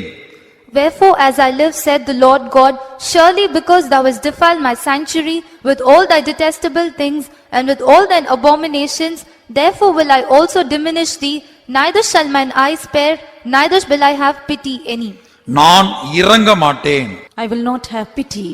சத்தியம் பண்ணி சொல்றார், இதை என் ஜீவனை கொண்டு சொல்லுகிறேன் என்று கர்த்தர் சத்தியம் பண்ணி இருக்கிறார். Jesus, the Lord has promised with saying that I tell this with my life. கர்த்தர் சத்தியம் பண்ணி தான் கொள்ளை நோய் கொரோனா வந்திருக்குது. Now because the Lord has sworn that pestilence corona has come, நான் இந்த விஷயத்துல இறங்க மாட்டேன். I will not have pity. நீங்க என்ன ஜெபித்தாலும் No matter how much you pray, இந்த கொள்ளை நோய் கொரோனா போகாது. this pestilence corona will not diminish. எங்கேயாவது ஒரு இடத்துல இருந்து கொண்டே இருக்கும். It will be there in some place or the other. ஒருவேளை ஒரு விக்கினம் கொள்ளை நோய் முடிந்தாலும், Though at one part of it finishes, அடுத்த ஒரு விக்கினம் இன்னொரு துர்ச்செய்தி பிறக்கும். another mischief come up. அது மரணமா இருக்கலாம். It could be death. இந்த வருடத்திலே நம்மில் பலரும் பார்த்தோம். We saw that this year, எத்தனையோ மரணங்கள் முழு உலகத்திலும் சம்பவித்தது. the whole world there were so many deaths. ஆனால் கிருபையுள்ள தேவன் நம்மை பாதுகாத்தார். Gracious Lord, He preserved us. அப்ப இந்த வருடத்துல ஆண்டவர் சொல்லுகிறார், அடுத்தது 2021 வருடத்துல மரணத்தில் வரும். In this year the Lord says that next in the year 2021 brings death. மரணம் 3 வகைப்படும். Death is 3 kinds. ஒன்று ஆத்தும மரணம், One is a death in soul, இரண்டாவது சரீர மரணம், secondly is a physical death, மூன்றாவது நித்திய மரணம். third one is the eternal death. அதான் நரகம் என்று அழைக்கப்படுகிறது. It is called hell. இப்ப பிசாசு என்ன செய்கிறான், வரக்கூடிய இந்த 2021 வருடத்துல கர்த்தர் சொல்லுகிறார், அவன் மரணத்தை கொண்டு வருகிறான். For the coming year 2021 the Lord says that He will bring death. சுருக்கமாக மனதில் வைத்துக் கொள்ளுங்க, 2021 வருடத்துல அவன் மரணத்தை கொண்டு வருகிறான். Keep it in short in mind that year 2021 the devil brings death. நம்மில் பலருக்கு ஒன்று ஆத்தும மரணத்தை அவன் கொடுக்கலாம். One, he can give a death in soul to many of us. சிலருக்கு சரீர மரணங்களும் வர வாய்ப்பு இருக்கிறது. Possibilities for some to have death in body. இந்த 2020 வருடத்திலே This year 2020 முழு உலகத்திலும் பலரும் மரித்து போனார்கள். all over the world many died. அதனால மரணம் வரலாம், Death can come. சரீர மரணம் வரலாம். There could be physical death. அடுத்து இந்த ஆத்தும மரணத்தையும் சரீர மரணத்தையும் கொடுத்து நித்திய மரணத்துக்கு தள்ளணுங்கிறதான் பிசாசுடைய நோக்கம். Giving a death in soul and death in body, his purpose is to push us to eternal death to hell. கர்த்தருடைய பரிசுத்த நாமத்துக்கு மகிமை உண்டாகட்டும். Glory be to the holy name of the Lord. வெளிப்படுத்தின விசேஷம் 12 அதிகாரம் 11-12 வசனங்களை வாசிக்கும்போது, When we read Revelation chapter 12 verse 11 and 12, அந்த வேத பகுதியிலே நாம் படிக்கிறோம், பிசாசு கொஞ்ச காலம் உண்டென்று அறிந்து மிகுந்த கோபத்தோடு இறங்கியிருக்கிறானா. we read that the devil, he is wroth and knowing that he has a little time and therefore he has come down. முதலாவது வெளிப்படுத்தல் 12:12 நாம் படிக்கும்போது, Firstly, when we read Revelation 12:12, ஆகையால் பரலோகங்களே, அவைகளில் வாசமாயிருக்கிறவர்களே களிகூருங்கள், பூமியிலும் சமுத்திரத்திலும் குடியிருக்கிறவர்களே ஐயோ, பிசாசானவன் தனக்கு கொஞ்ச காலம் மாத்திரம் உண்டென்று அறிந்து மிகுந்த கோபம் கொண்டு உங்களிடத்தில் இறங்கினபடியால் உங்களுக்கு ஆபத்து வரும் என்று சொல்ல கேட்டேன். Therefore rejoice, ye heavens, and ye that dwell in them. Woe to the inhabitants of the earth and of the sea, for the devil is come down unto you, having great wrath, because he knoweth that he hath but a short time. இந்த வசனத்தை மாத்திரம் நாம் படிப்போமானால், இந்த வசனம் உபத்திரவ காலத்தை பற்றிய வசனமாய் இருக்கிறது. if we read just this verse 12, it speaks about the tribulation period. இயேசுவின் ரகசிய வருகைக்கு பிற்பாடு இந்த உலகத்திலே பிசாசு பூமியிலே தள்ளப்பட்டு, நேரடியாய் தள்ளப்பட்டு இறங்கி கிரியை செய்வதை காட்டுகிறது. After the secret coming of Jesus in the period of tribulation, we see that the devil is literally pushed down to the earth and he works. வெளிப்படுத்தல் 12 அதிகாரம் 9 வசனத்துல Revelation 12:9, பிசாசு பூமியிலே விழத் தள்ளப்பட்டது என்று படிக்கிறோம். we read that the devil is cast to the earth. இயேசுவின் ரகசிய வருகைக்கு பிற்பாடு After the secret coming of Jesus. வெளிப்படுத்தல் 12:5 இயேசுவின் ரகசிய வருகையை பேசுகிறது. Revelation 12:5 speaks about the secret coming. இயேசுவின் ரகசிய வருகைக்கு பிற்பாடு After the secret coming of Jesus, இந்த பிசாசு பூமியிலே விழத்தள்ளப்படுகிறான். this devil is cast to the earth. பூமியிலிருந்து நேரடியாய் கிரியை செய்ய போகிறான். He is going to work directly from the earth. அதைத்தான் வெளிப்படுத்தல் 12:12 குறிக்கிறது. That is what Revelation 12:12 speaks of. ஆனால் மறுபக்கத்துல But in the other side, இயேசுவின் ரகசிய வருகைக்கு சற்று முன்பாக before a little while before the secret coming of Jesus, அவருடைய ரகசிய வருகை சமீபம் என்பதை அறிந்து knowing that his secret coming is nigh, கிருபையின் காலத்தில் ஜீவிக்கிறதான நம்மை தேவ ஜனங்களையும் தேவ ஊழியர்களையும் we were living in the period of grace, the people of God and the servants of God, அவர்களுக்கு மரணத்தை கொண்டு வரும்படியாக to bring death to them, பிசாசு கிரியை செய்கிறான். the devil is working. அதைத்தான் வெளிப்படுத்தல் 12:11 That is what in Revelation 12:11 கிருபையின் காலத்தில் ஜீவிக்கிறவர்களை காட்டுகிறது. it speaks about those who are living in the period of அதாவது grace. இயேசுவின் ரகசிய வருகையில் எடுத்துக் கொள்ளப்படுகிறவர்களை பற்றி தான் வெளிப்படுத்தல் 12:11 சொல்லுகிறது. Revelation 12:11 speaks about those who are caught up in the secret coming. மரணம் நேரிடுகிறதாய் இருந்தாலும் அதற்கு தப்பும்படி தங்கள் ஜீவனையும் பாராமல் ஆட்டுக்குட்டியின் இரத்தத்தினாலும் தங்கள் சாட்சியின் வசனத்தினாலும் அவனை ஜெயித்தார்கள். And they overcame him by the blood of the Lamb and by the word of their testimony, and they loved not their lives unto the death. அப்ப இங்க கிருபையின் காலத்தின் முடிவுக்கு வரும்போது Here we see at the end of the period of grace, தேவ ஜனங்களுக்கு விரோதமாக against the people of God, தேவ ஊழியர்களுக்கு விரோதமாக against the servants of God, இங்கே இவன் மரணத்தை கொண்டு வருகிறான். here he brings death. அப்ப வருகையிலே எடுத்துக்கொள்ளப்படுகிறவர்கள் Those who are caught up in the secret coming, பிசாசின் மூலமாய் கொண்டு வரப்படுகிற அந்த மரணத்தை the death which the devil brings, ஆட்டுக்குட்டியின் இரத்தத்தினாலும் சாட்சியின் வசனத்தினாலும் ஜெயித்தார்கள் என்று படிக்கிறோம். we see that they overcame by the word of their testimony and the blood of the Lamb. ஏனென்றால் பிசாசை குறித்து எபிரேயர் 2 அதிகாரத்திலே In Hebrews chapter 2 we read about the devil. அவன் மரணத்தின் அதிகாரி என்று எழுதப்பட்டிருக்கிறது. He is called as the author of death. எபிரேயர் 2 அதிகாரம் 14 வசனத்துல Hebrews 2:14, ஆதலால் பிள்ளைகள் மாம்சத்தையும் இரத்தத்தையும் உடையவர்களாய் இருக்க அவரும் அவர்களைப் போல மாம்சத்தையும் இரத்தத்தையும் உடையவரானார். மரணத்துக்கு அதிகாரியாகிய பிசாசானவனை தமது மரணத்தினாலே அழிக்கும்படிக்கும். For as much then as the children are partakers of flesh and blood, he also himself likewise took part of the same, that through death he might destroy him that had power of death, that is, the devil. கர்த்தருடைய பரிசுத்த நாமத்துக்கு உண்டாகட்டும். glory be to the holy name of the Lord. அப்ப கிருபையின் காலத்தின் முடிவுல வருகைக்காக ஆயத்தப்பட்டு கொண்டிருக்கிற தேவ ஜனங்களை The people of God were getting prepared for the secret coming of Jesus at the end of period of grace. ஜெயத்தையும் பூரணத்தையும் பெற்றுக்கொள்ள இருக்கிறதான தேவ ஜனத்தை The people of God who have to obtain victory and perfection. அவர்களுடைய வாழ்க்கையில அவன் மரணத்தை 3 விதங்கள்ல கொண்டு வருகிறான். He brings death in their lives in 3 ways. ஒன்று முதல் மரணம் ஆத்தும மரணத்தை கொண்டு வருகிறான். The first death is a spiritual death or death in the soul. இரண்டாவது மரணம் சரீர மரணம். Second one is the death in the body or physical death. மூன்றாவது மரணம் நித்திய மரணமாகிய நரகத்திலே தள்ள வேண்டும். Third one is to push them to hell, which is the eternal death. இப்ப வெளிப்படுத்தல் 12:4 படித்து பாருங்கள். Read Revelation 12:4. அங்கே நாம் படிக்கும்போது பிசாசை குறித்து எழுதப்பட்டிருக்கிறது. அதன் வால் வானத்தின் நட்சத்திரங்களில் 1/3 இழுத்து அவைகளை பூமியில் விழத்தள்ளிற்று.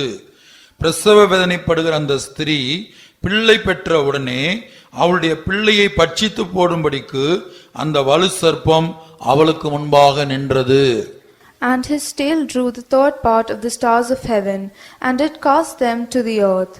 And the dragon stood before the woman which was ready to be delivered, for to devour her child as soon as it was born.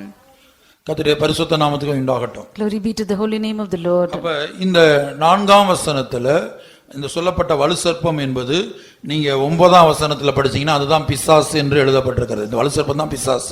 In verse 4 that we read about the dragon, in verse 9 we speak it is the devil. அப்ப இந்த பிசாசுடைய நோக்கம் என்ன? What is the purpose of the devil? இந்த வருகையில ஜனங்கள் எடுத்துக்கொள்ளப்படுகிற அந்த நேரத்துல The time when the people are caught up in the secret coming, அவன் ஒரு ஆத்தும மரணத்தை எப்படி கொண்டு வருகிறான்? how does he bring death in the soul? அதுதான் இங்கே 4ஆம் வசனத்துல படிக்கிறோம். வானத்தின் நட்சத்திரங்களில் 1/3 பூமியில் விழத்தள்ளிற்று. That is what we read in verse 4, that his tail drew the third part of the earth of the stars of heaven and did cast them to the earth. முதலாவது இந்த நட்சத்திரங்கள் என்பது தேவனுடைய ஊழியர்களை காட்டுகிறது. Firstly, the star speaks about the servants of God. வெளிப்படுத்தல் 1ஆம் அதிகாரத்துல In Revelation 1, 20ஆம் வசனத்துல verse 20, அந்த 7 நட்சத்திரங்களும் 7 சபைகளின் தூதர்களாம் என்று படிக்கிறோம். we read the 7 stars are the angels of the 7 churches. தேவ ஊழியர்கள் நட்சத்திரங்களுக்கு ஒப்பாக சொல்லப்பட்டிருக்கிறார்கள். The servants of God are compared to the stars. மறுபக்கத்துல தேவ ஜனங்களும் கூட நட்சத்திரத்துக்கு ஒப்பாக சொல்லப்பட்டிருக்கிறார்கள். The other side, even the people of God are told as stars. அது தானியேலின் புத்தகத்திலே நாம் படிக்கிறோம். We read about it in the book of Daniel. அப்ப ஒரே வார்த்தையில் சொல்ல வேண்டுமானால் If we have to tell in one word, ரகசிய வருகையிலே எடுத்துக்கொள்ளப்பட காத்திருக்கிறதான அந்த ஊழியர்களையும் விசுவாசிகளையும் 1/3 இந்த வலுசர்ப்பு என்ன செய்து பூமியிலே விழத்தள்ளிற்று.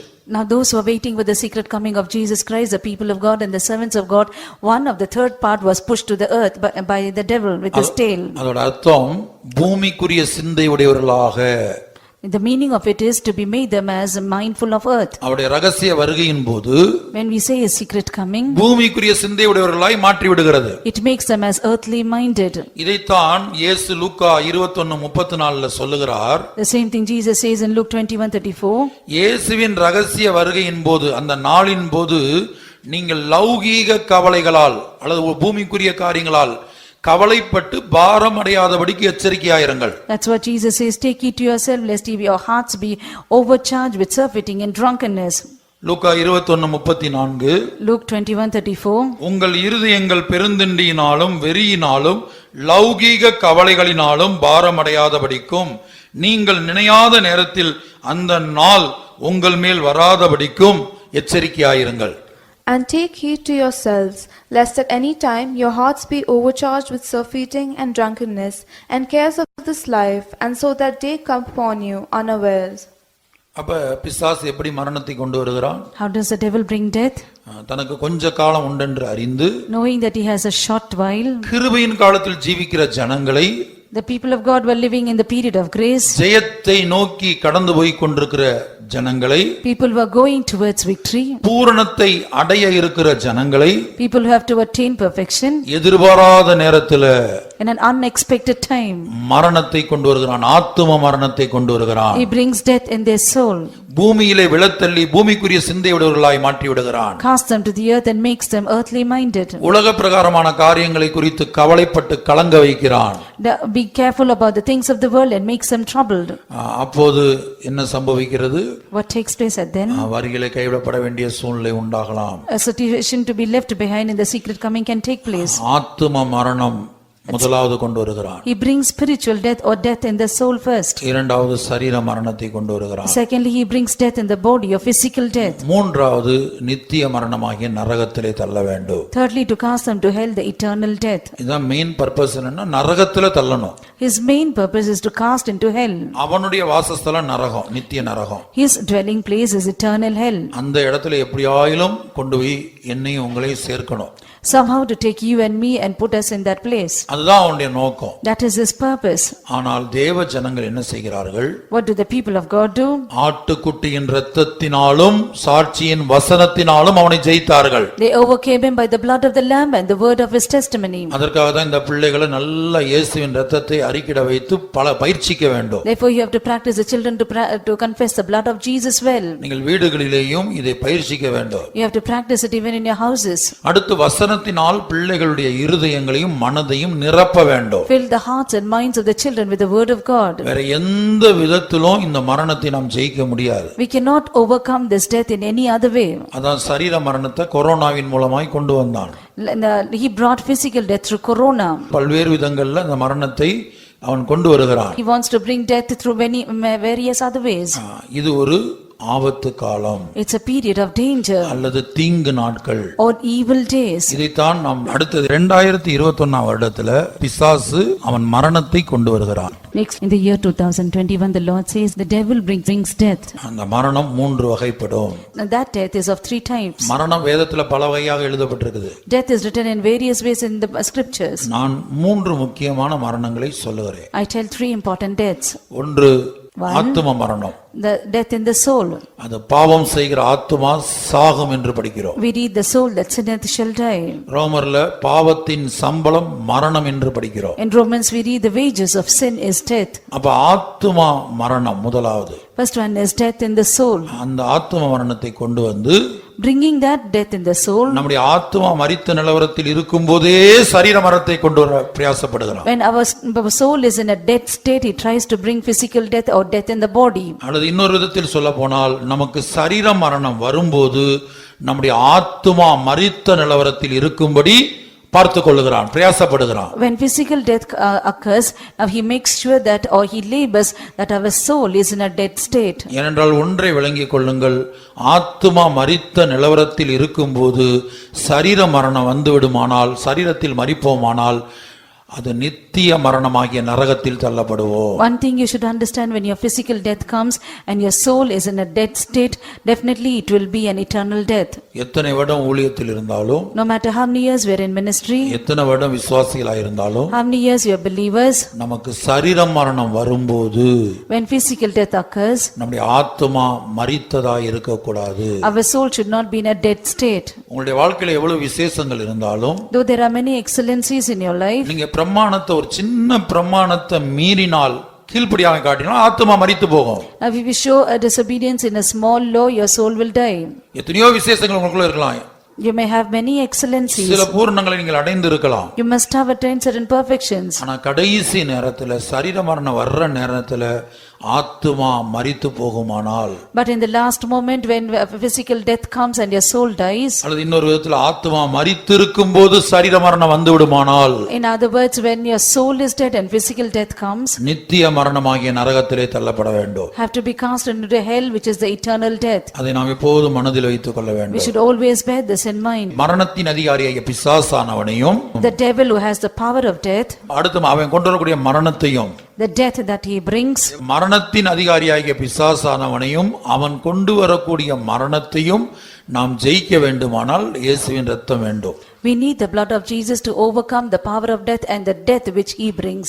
அந்த இரத்தத்தை கொண்டுதான் நாம் பிசாசையும் மரணத்தையும் ஜெயிக்க முடியும். Through that blood only we can overcome death. மறுபக்கத்துல வசனத்தை கொண்டு, Nextly, through the word of God. பிசாச வசனத்தை கொண்டு ஜெயிக்கணும். You have to overcome the devil through the word of God. இயேசு இந்த பூமியில் இருந்தபோது, When Jesus was on the earth, மத்தேயு 4ஆம் அதிகாரத்தில் Matthew chapter 4, அவன் இயேசுவுக்கே 3 சோதனைகளை கொண்டு வந்தான். he brought 3 trials for Jesus. அதுல 3வது சோதனையில் கவனமாக படித்து பார்த்தால், When you carefully read the third trial, பிசாசு இயேசுவை பார்த்து சொல்றான், நீ என் காலில் சாஷ்டாங்கமாய் விழுந்து பணிய வேண்டும். he says, you have to bow down to me and you have to worship me.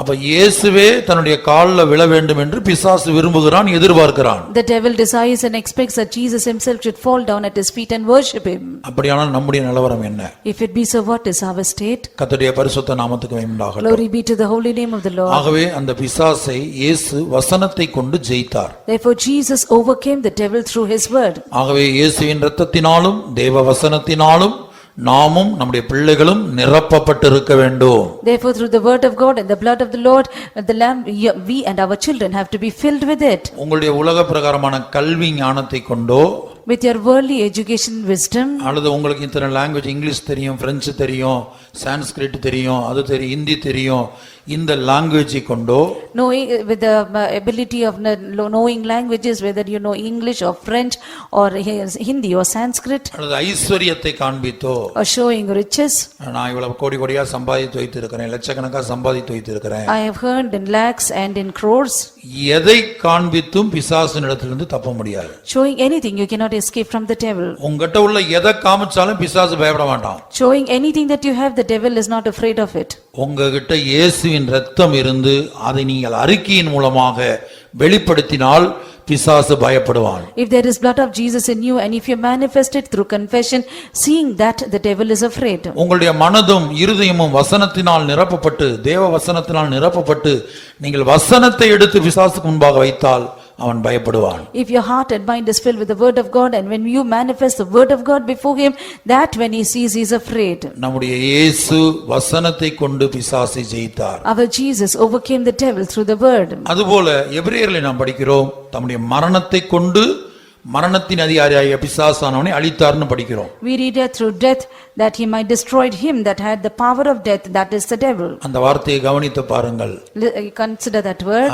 மரணத்தை கொண்டு மரணத்தின் அதிகாரியாகிய பிசாசை அழித்தார். Through death he destroyed him who had the power of death. இயேசு எப்படி பிசாசை தம்முடைய மரணத்தினால் அழித்தாரோ, the way Jesus destroyed through his death the one who had power of death, அதுபோல even so நாமும் இயேசுவின் மரணத்தை வாயினால் அறிக்கையிட்டு பிசாசை அழிக்க வேண்டும், அவனோடு யுத்தம் பண்ண வேண்டும். even so we have to confess of the death of Jesus in our mouth and fight with him and overcome that death. நான் மறுபடியும் சொல்லுகிறேன், once again I repeat, பிசாசை நாம் எப்படி ஜெயிக்க வேண்டும், how to overcome the devil, இயேசு எப்படி ஜெயித்தார். how did Jesus overcome. மத்தேயு 4ஆம் அதிகாரத்திலே பிசாசை இயேசு தேவனுடைய வசனங்களை கொண்டு ஜெயித்தார் என்று படிக்கிறோம். we see that in Matthew chapter 4 Jesus overcame the devil by confessing the word of God. ஆனா எபிரேயர் 2ஆம் அதிகாரம் 14ஆம் வசனத்துல Hebrews 2:14, அந்த பிசாசை அவர் எப்படி ஜெயித்தார், how did he overcome the devil. மரணத்துக்கு அதிகாரியாகிய பிசாசானவனை தமது மரணத்தினாலே அழிக்கும்படிக்கும், through death he might destroy him that had the power of death.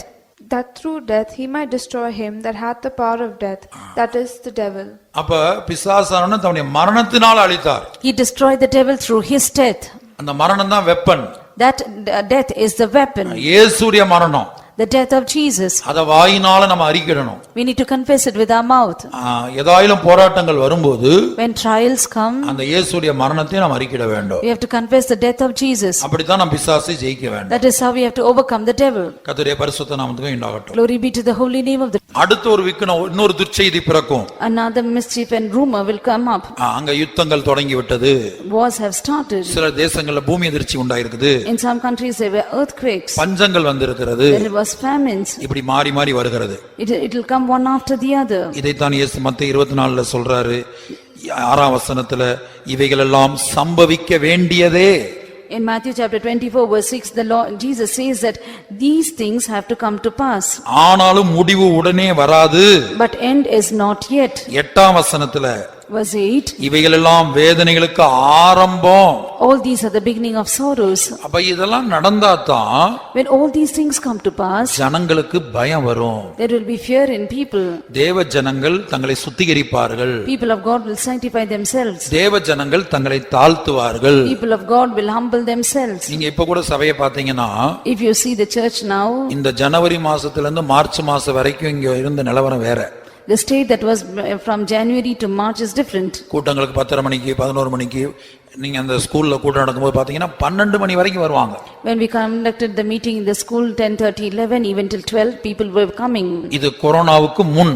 this is before corona. ஆனா கொரோனாவுக்கு பின் பாருங்க, when we see after corona, ஏறத்தாழ பாருங்க நேற்றைக்கெல்லாம் இங்க இடமே இல்ல உட்கார்ந்து ஜெபிக்கிறதுக்கு. yesterday we did not even have place to sit and pray. பாய் போட்டு கீழ உட்கார வைக்கிறோம். you have to spread the mat and sit down. அப்படி இடம் நிரம்பி வழிகிறது. குறித்த நேரத்துக்கு கரெக்ட்டா வந்துறாங்க. because they come at the right time and therefore the place is overflowing. இது போதாது. this is not enough. இப்ப நீங்க ஜெபத்துக்கு வரது இது போதாது. it is not enough that you are coming for prayer. அப்ப இது ஏன் வந்தது? why did this come to pass? எசேக்கியேல் 5:11ல சொல்றாரு. he says in Ezekiel 5:11, சீ என்று இகழப்படத்தக்கதும் அருவருக்கப்படத்தக்கதுமான உன் கிரிகளால், because of the detestable things and the abominable works, என் பரிசுத்த ஸ்தலத்தை நீ தீட்டுப்படுத்தின. you have defiled my sanctuary. தேவனுடைய வீடு தான் இந்த பரிசுத்த ஸ்தலம். now when we say the sanctuary, it is the house of God. இந்த வீடு தேவனுடைய வீடு தான் பரிசுத்த ஸ்தலம். this house of God is a sanctuary. இங்கே தேவனை ஆராதிக்க நாம் வருகிறோம். we come to worship the Lord here. என்னுடைய வீடு சகல ஜனங்களுக்கும் ஜெப வீடு எனப்படுகிறது. my house shall be called the house of prayer for all nations. அப்ப ஜெபிக்க வந்தோம். we came to pray. ஆனா கிரிகளால் என்ன பண்ணோம்? but with our works what did we do? ஜெபிக்க வந்து உட்கார்ந்துட்டு கண்ணை திறந்து உட்கார்ந்து இருந்தோம், வேடிக்கை பார்த்துக்கிட்டு இருந்தோம், வாயை திறந்து ஜெபிக்கல, ஆவியில நிரம்பல. When we came to pray, we were opening our eyes, we were seeing here and there. We did not open our mouth and pray. எத்தனையோ ஆபத்திலிருந்து கர்த்தர் நம்மை நம்முடைய பிள்ளைகளை பாதுகாத்தார். The Lord preserved us and our children from many ஆனா dangers, சபையில எழும்பி சாட்சி சொல்லல. but did not get up in the church and testify, தேவனுடைய நாமத்தை உயர்த்தல. did not exalt the name of the Lord. அவருடைய நாமத்தின் மகிமைக்காக தான் நம்ம பூமியிலே வைத்திருக்கிறார். Yes, he had kept us in this world for the glory of his name. இந்த ஜனத்தை எனக்கென்று ஏற்படுத்தினேன். I have ordained this people unto myself. இவர்கள் என் துதியை சொல்லி வருவார்கள். They shall come for telling my praise. ஆனா நாம என்ன செய்தோம்? அவர் துதியை சொல்லவே கிடையாது. What did we do? We did not tell forth this praise. பாருங்க, நேபுகாத்நேச்சார் ஒரு நன்மையை பெற்றுக்கொண்டான். Now Nebuchadnezzar, he received a goodness. ஒரு புறஜாதி ராஜா He is a heathen king. ஒரு நன்மையை பெற்றுக்கொண்டான். He received a goodness. கர்த்தரிடத்துல நன்மையை பெற்றபோது அவன் என்ன செய்தான் தெரியுமா? You know, after he received the goodness from the Lord, what he did? பூமியில் உள்ள எல்லா ஜாதிகளுக்கும் எல்லா தேசத்துக்கும் For all the people and all the nations of the world, எல்லா பாஷைக்காரருக்கும் for all the language people, கர்த்தர் தன்னிடத்துல செய்த நன்மையை சாட்சியா கடிதம் எழுதுறான். he writes all that what the Lord did to him as a testimony, he writes it to them. தானியேல் 4ஆம் அதிகாரம் Daniel chapter 4, முதல் 3 வசனங்கள். first 3 verses. Nebuchadnezzar the king unto all people, nations and languages that dwell in all the earth, peace be multiplied unto you. I thought it good to shew the signs and wonders that the high God hath wrought toward me. How great are his signs, and how mighty are his wonders. His kingdom is an everlasting kingdom, and his dominion is from generation to generation. ராஜாவாகிய Nebuchadnezzar பூமி எங்கும் குடியிருக்கிற சகல ஜனத்தாருக்கும், கவனிங்க, சகல ஜனத்தாருக்கும், ஜாதியாருக்கும், பாஷைக்காரருக்கும் எழுதுகிறது என்னவென்றால், உங்களுக்கு சமாதானம் பெருக கடவது. உன்னதமான தேவன் என்னிடத்தில் செய்த அடையாளங்களையும் அற்புதங்களையும் பிரசித்தப்படுத்துவது எனக்கு நன்மையாய் கண்டது. 3ஆம் வசனத்துல அவருடைய அடையாளங்கள் எவ்வளவு மகத்துவமும் அவருடைய அற்புதங்கள் எவ்வளவு வல்லமையுமாய் இருக்கிறது. அவருடைய ராஜ்யம் நித்திய ராஜ்யம், அவருடைய ஆளுகை தலைமுறை தலைமுறையாய் நிற்கும். இப்படி கர்த்தர் செய்த நன்மைகளை எல்லா தேசத்துக்கும், எல்லா ஜாதிக்கும், எல்லா பாஷைக்காரருக்கும் நிருபம் கடிதம் எழுதி ஆண்டவருடைய நாமத்தை உயர்த்துகிறான். Now to all the nations, to all the languages and all the people, he writes a letter and he exalts the name of the Lord for the goodness he received from the Lord. கர்த்தர் நமக்கு எத்தனை அற்புதங்களை செய்திருக்கிறார். The Lord did so many wonders to us. உம்முடைய பிள்ளைகளை எப்படி ஆசீர்வதித்து இருக்கிறார். How the Lord blessed our children. எப்படி பாதுகாத்து இருக்கிறார். How he has preserved them. தேவனுடைய நாமத்திலே எழும்பி சபையில நீங்க சாட்சி சொன்னீங்களா? Now have you got up in the church and testified? அப்ப சபை என்பது தேவனை துதிக்கும்படியாக கூடுகிற இடம். Now church is a place where it is given to praise God. சங்கீதத்துல படிக்கிறோம், உம்முடைய சபையிலே நான் சாட்சி பகருவேன். Now in Psalms we read that in thy sanctuary will I testify. உம்முடைய சபையிலே நான் சாட்சி சொல்வேன். ஒரு சங்கீதத்துல ஒரு வசனம் படிக்கிறோம். There is a verse in Psalms we read that in thy congregation will I testify. அப்ப சபை கூடி வர்றது எதுக்காக? Why do we gather in the church? சாட்சி சொல்ற நேரத்துல சாட்சி சொல்லணும். In the time of testimony we have to testify. துதிக்கிற நேரத்துல துதிக்கணும். In time we have to praise God, we need to praise God. வாசிங்க 35ஆம் சங்கீதம் Psalms 35 18ஆம் வசனம். verse 18. I will give thee thanks in the great congregation, I will praise thee among much people. மகா சபையிலே உம்மை துதிப்பேன், திரளான ஜனங்களுக்குள்ளே உம்மை புகழுவேன். இதுபோல இன்னொரு இடத்துல மகா சபையில நான் சாட்சி சொல்வேன்னு சொல்றாரு. He says that I will testify in the great congregation. இப்படி பல சங்கீதத்துல பல இடங்கள்ல அவர் சொல்றாரு. In many of the psalms he says in diverse places. அப்ப இங்க ரெண்டு காரியம் சொல்லப்பட்டிருக்குது. Here two things are spoken here. சபைக்கு நாம் எதற்கு வருகிறோம்? Why do we come to the church? அப்ப மகா சபையிலே உம்மை துதிப்பேன், I will praise thee in the great congregation. திரளான ஜனங்களுக்குள்ளே உம்மை புகழுவேங்கிறத சாட்சி சொல்றது. I will praise thee among many nations, it says that it is testifying. சபையிலே சாட்சியா இருப்பேன்ற வசனமே இருக்குது. There is a verse which says that I will testify in the congregation. அடுத்து சபையில அறிக்கை பண்ணணும். Nextly you need to confess in the church. சபையில துதிக்கணும். You have to praise in the congregation. சபையில ஜெபிக்கணும். You have to pray in the congregation. சபையில வரங்கள் பிரகாசிக்கணும். Now gifts have to be shining in the church. உங்களுக்கு கொடுக்கப்பட்ட வரத்தை ஒளித்து வைக்க கூடாது. You should not hide the gifts that is given unto you. அடுத்து சபையில சுத்திகரிப்பு கூட்டத்து நாட்கள்ல அறிக்கை பண்ணணும். The time that is given in the church for sanctification you need to confess. 7 நாள் சுத்திகரிப்பு கூட்டம் நடத்தி 10 நாள் நடத்தி 7 நாள் நடத்தி ஈஸ்டர் வீக்ல நடத்தி அறிக்கை பண்ணுங்கன்னா கூட எழும்பி அறிக்கை பண்ண மாட்டாங்க.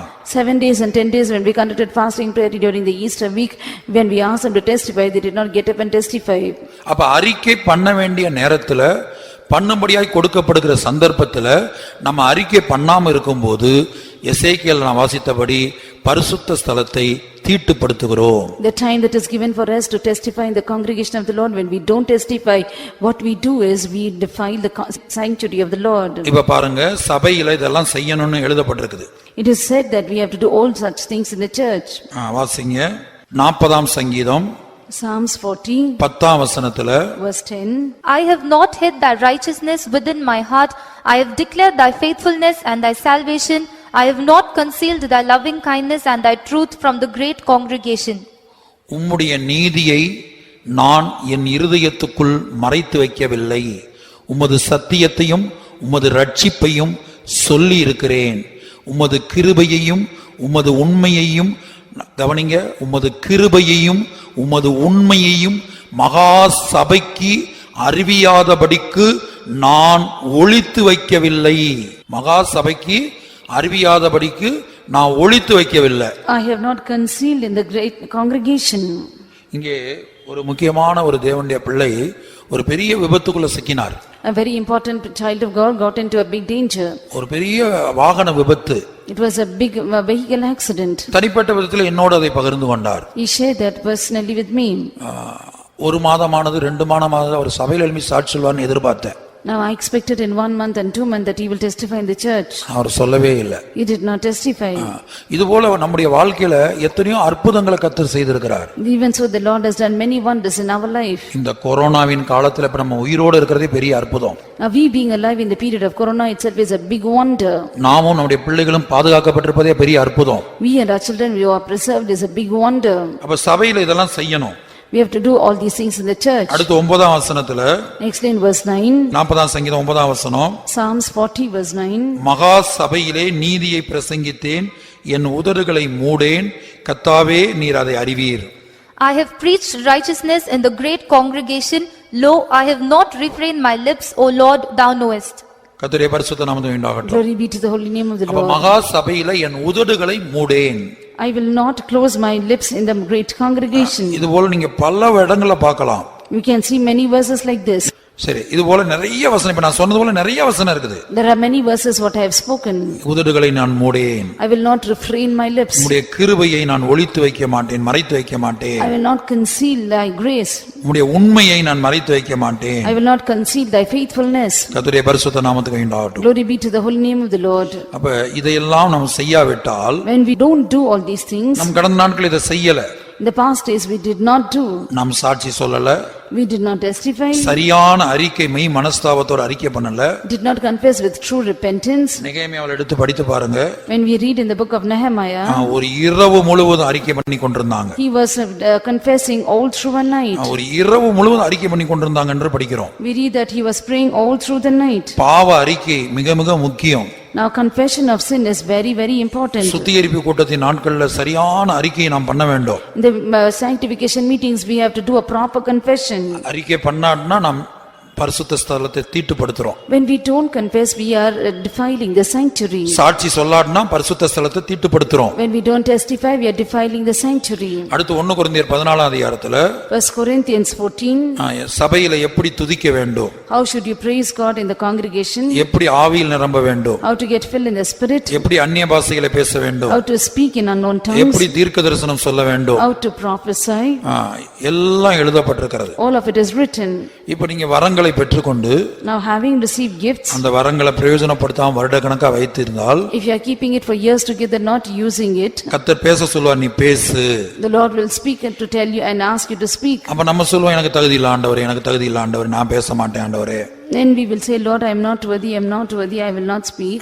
வேற யாராயிலும் ஒருவரை வைத்து பேசு ஆண்டவரே. Lord, you keep another person and speak. இப்படிலாம் சொல்லுவோம். We will tell like this. அப்ப இப்படிதான் நாம் தீட்டுப்படுத்துகிறோம். This is how we defile it.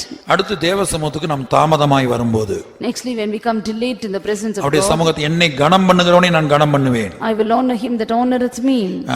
என்னை அசட்டை பண்ணுகிறவர்கள் கன ஈனப்படுவார்கள். Him that despise me will be despised. அப்படி தேவ சமூகத்துக்கு நாம் தாமதமாய் வரும்போது, When we come late to the presence of God, வரங்களை பிரயோஜனப்படுத்தாமல் இருக்கும்போது, not using the gifts, வாயை திறந்து ஜெபிக்காமல் இருக்கும்போது, not opening our mouths and praying, சாட்சி சொல்லாமல் இருக்கும்போது, not testifying, அறிக்கை பண்ணாமல் இருக்கும்போது, not confessing, இப்படி பல்வேறு காரியங்களை பாடுகிற நேரத்தில் பாடி புகழாமல் இருக்கும்போது, the time when we have to sing and praise God, when we don't do it, தேவ சமூகத்தில் எப்போதெல்லாம் வருகிறோமோ அப்போதெல்லாம் நம்மை சுத்திகரித்துக் கொள்ளாமல் இருக்கும்போது, every time when we come to the presence of God, when we don't sanctify ourselves, அப்போது நாம் என்ன செய்றோம்? இந்த தேவனுடைய வீட்டை, பரிசுத்த ஸ்தலத்தை தீட்டுப்படுத்துகிறோம். what do? Is we defile the sanctuary of God. ஆகவே தான் ஏசாயா 1 அதிகாரத்துல, That is why we read in Isaiah chapter 1, கர்த்தர் நமக்கு துவக்கத்திலே சொன்னார். in the beginning itself the Lord says, March மாத கடைசியிலே என்கிட்ட பேசினார். the Lord spoke to me in the end of March. ஏன் ஆராதனை இல்லாமல் போனது? Why there has been no gathering?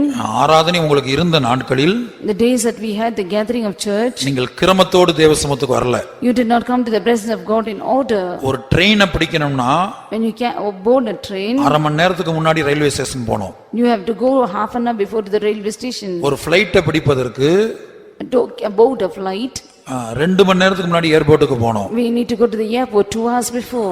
அதுபோல கர்த்தருடைய சமூகத்துக்கு வேலைக்கு போனோம் குறித்த நேரத்துக்கு. Even so, when we go to work, we go at the right time. Exam ஹாலுக்கு குறித்த நேரத்துக்கு முன்பாகவே போனோம். We go before time to examination hall. இதையெல்லாம் கிரமத்தோடு செய்த நீங்கள், You have done all these things in such a disciplined manner. கர்த்தருடைய சமூகத்துக்கு அரை மணி நேரம், 1 மணி நேரம், 1.5 மணி நேரம் என் கூட்டம் முடியும் போது, When in the presence of God we come half an hour or 1 hour or 2 hours, or even when the meeting is getting over, அதான் அக்கிரமம். that is iniquity. ஏசாயா 1:13, Isaiah 1:13. இனி வீண் காணிக்கைகளை கொண்டு வர வேண்டாம், தூபங்காட்டுதல் எனக்கு அருவருப்பாய் இருக்கிறது.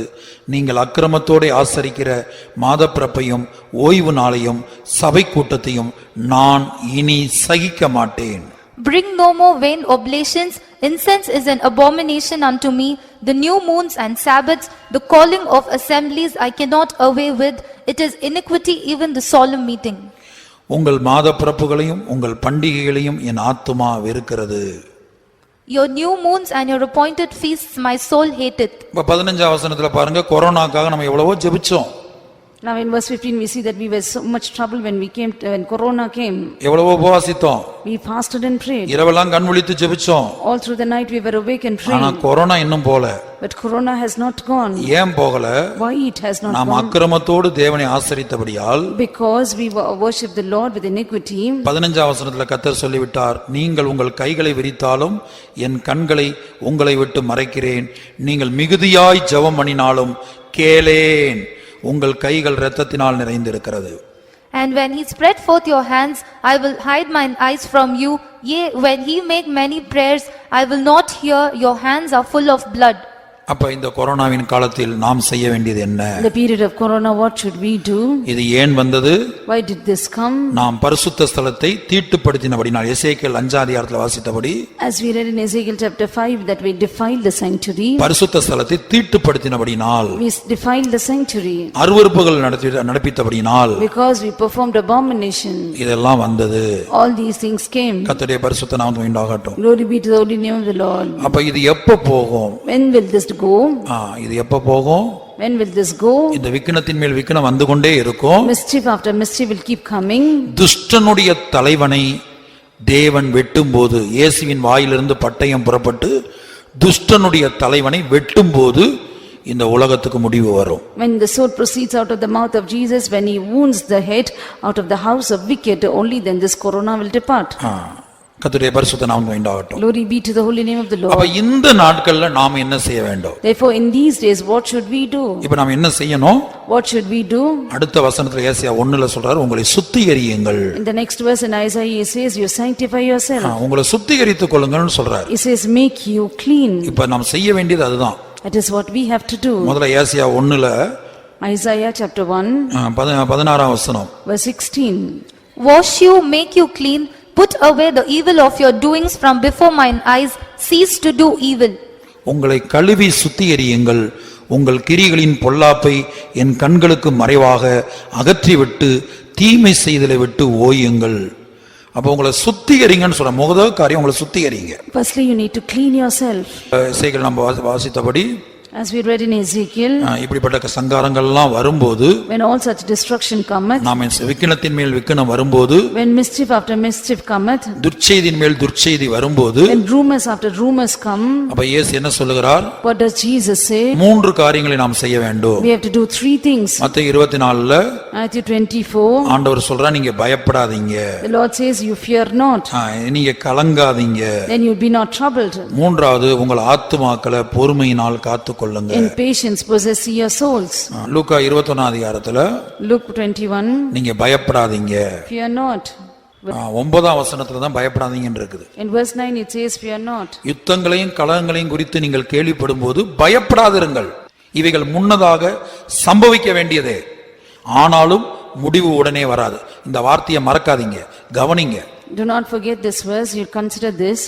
But when he shall hear of wars and commotions, be not terrified, for these things must first come to pass, but the end is not by and by.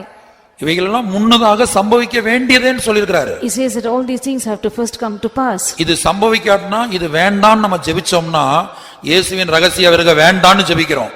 Now when we say that these things should not come to pass, which means that we are telling we don't want the secret coming of Jesus. இந்த உலகத்துல இந்த பூமியில இதெல்லாம் நடக்கவே கூடாதுன்னு நம்ம ஜெபிச்சோம்னா, If we pray that these things should not take place in the earth, இயேசுவின் ரகசிய வருகை எனக்கு வேண்டான்னு ஜெபிக்கிறோம். we are praying that we don't want the secret coming of Jesus. ஏன்னா இயேசுவின் ரகசிய வருகைக்கு முன்பாக இது நடந்தே தீரும். Because before the secret coming of Jesus, these things will definitely take place. இவைகளெல்லாம் முன்னதாக சம்பவிக்க வேண்டியதே, All these things have to come to pass. முடிவு உடனே வராது. The end shall not yet be. அப்ப 9ஆம் வசனத்தின்படி நீங்க பயப்படாதீங்கன்னு சொல்றாரு. In verse 9 he says, be not terrified. அடுத்து கலங்காதீங்க. Nextly in verse 14 he says, settle it. 14. Settle it therefore in your hearts, not to meditate before what he shall answer. அடுத்து சொல்றாரு, நீங்க கலங்காதீங்க. Nextly he says, don't be troubled. அடுத்து 19ஆம் வசனத்துல, Verse 19, உங்கள் பொறுமையினால் உங்கள் ஆத்துமாக்களை காத்துக்கொள்ளுங்கள். in patience possess your souls. பதற வேண்டாம். You should not be hasty. வாசி. In your patience possess ye your souls. பயப்படாத, Be not terrified, கலங்காத, be not troubled. பொறுமையினால் உங்கள் ஆத்துமாக்களை In காத்துக்கொள்ளுங்கள். patience possess your souls. அப்ப இன்றைக்கு அவர் எம்பசைஸ் பண்ணி சொல்றது என்னன்னா, Today what does he emphasize and tell? சுத்திகரித்துக் கொள்ளுங்கள், Make yourself clean. உங்களை கழுவி சுத்திகரித்துக் கொள்ளுங்கள். Wash and make yourself clean. ஆண்டவரே, எத்தனையோ ஆபத்திலிருந்து எங்களை பாதுகாத்தீர். Lord, you preserved from so many dangers. உதாரணமா பாருங்க, For example, இஸ்ரவேல் ஜனங்களை ஆண்டவர் எத்தனையோ அற்புதங்க அவங்க வாழ்க்கையில செய்தார். the Lord did so many wonders in the life of children of Israel. எத்தனையோ அடையாளங்களை செய்தார். He did so many signs. செங்கடலை பிளந்தார். He divided the Red Sea. அது மாத்திரமல்ல, யோர்தானை கடக்க பண்ணினார். He made them to pass over Jordan. பல ராஜாக்களை அழித்தார். He defeated many kings. பல ஜாதிகளை அழித்தார். He defeated many nations. ஆனாலும் பாருங்க, அவங்களுக்கு பெரிய நன்றி இருந்ததாக தெரியவில்லை. We don't see that they were grateful. 78ஆம் சங்கீதத்துல படிக்கிறோம், சீக்கிரமாய் அவருடைய கிரியைகளை மறந்தார்கள். 78:42 வாசிங்க. In 78:42 we see that very soon they forgot his goodness. They remembered not his hand, nor the day when he delivered them from the enemy. அவருடைய கரத்தையும் அவர் தங்களை சத்துருவுக்கு விலக்கி மீட்ட நாளையும் நினையாமல் போனார்கள். நினையாமல் போனார்கள் வாசிக்கிறோம். We read that they did not remember. 106ஆம் சங்கீதத்துல, In Psalms 106, சீக்கிரமாய் அவருடைய கிரியைகளை மறந்தார்கள். very soon they forgot his works. சீக்கிரமாய் அவருடைய கிரியைகளை மறந்தார்கள். Very soon they forgot. 13ஆம் வசனம். Verse 13. They soon forget his works, they waited not for his counsel. முந்தின வசனங்கள்ல அவர் எப்படி பகைஞன் கைக்கு தப்புவித்தார்ங்கறத 9ஆம் வசனத்திலிருந்து படிக்கிறோம். From verse 9 we see that how the Lord delivered them. இப்படிப்பட்ட பாதையில நடத்தினாலும் In such paths when he led them, சீக்கிரமாய் அவருடைய கிரியைகளை மறந்தார்கள். very soon they forgot his works. அவருடைய ஆலோசனைக்கு அவர்கள் காத்திராமல். They did not wait for his counsel. இப்படிலாம் படிக்கிறோம். We read all such things. ஆனா அதே வேளையில At the same time, இஸ்ரவேல் ஜனங்களுக்கு தேவன் செய்த அற்புதங்களை பார்த்து உயிரற்ற ஜந்துக்களாகிய சமுத்திரம், மலைகள், now seeing the works which the Lord did unto the children of Israel, the ones which don't have life like sea and mountain, ஒரு வேசி, a harlot, யோசுவாவின் புத்தகத்துல வேசி என்ன சொல்றா? In the book of Joshua, what does the harlot say? 2ஆம் அதிகாரத்துல Chapter 2. கர்த்தர் உங்கள் சத்துருக்களுக்கு செய்ததை நாங்கள் கேள்விப்பட்டபோது When we heard about what the Lord did to your enemies, எங்கள் இருதயம் கரைந்து போய் விட்டது. our heart melted. வாசிங்க யோசுவா 2:10-11. Joshua 2:10-11. For we heard now the Lord dried up the water of the Red Sea for you when he came out of Egypt, and what he did unto the 2 kings of the Amorites that were on the other side Jordan, Sihon and Og, whom he utterly destroyed.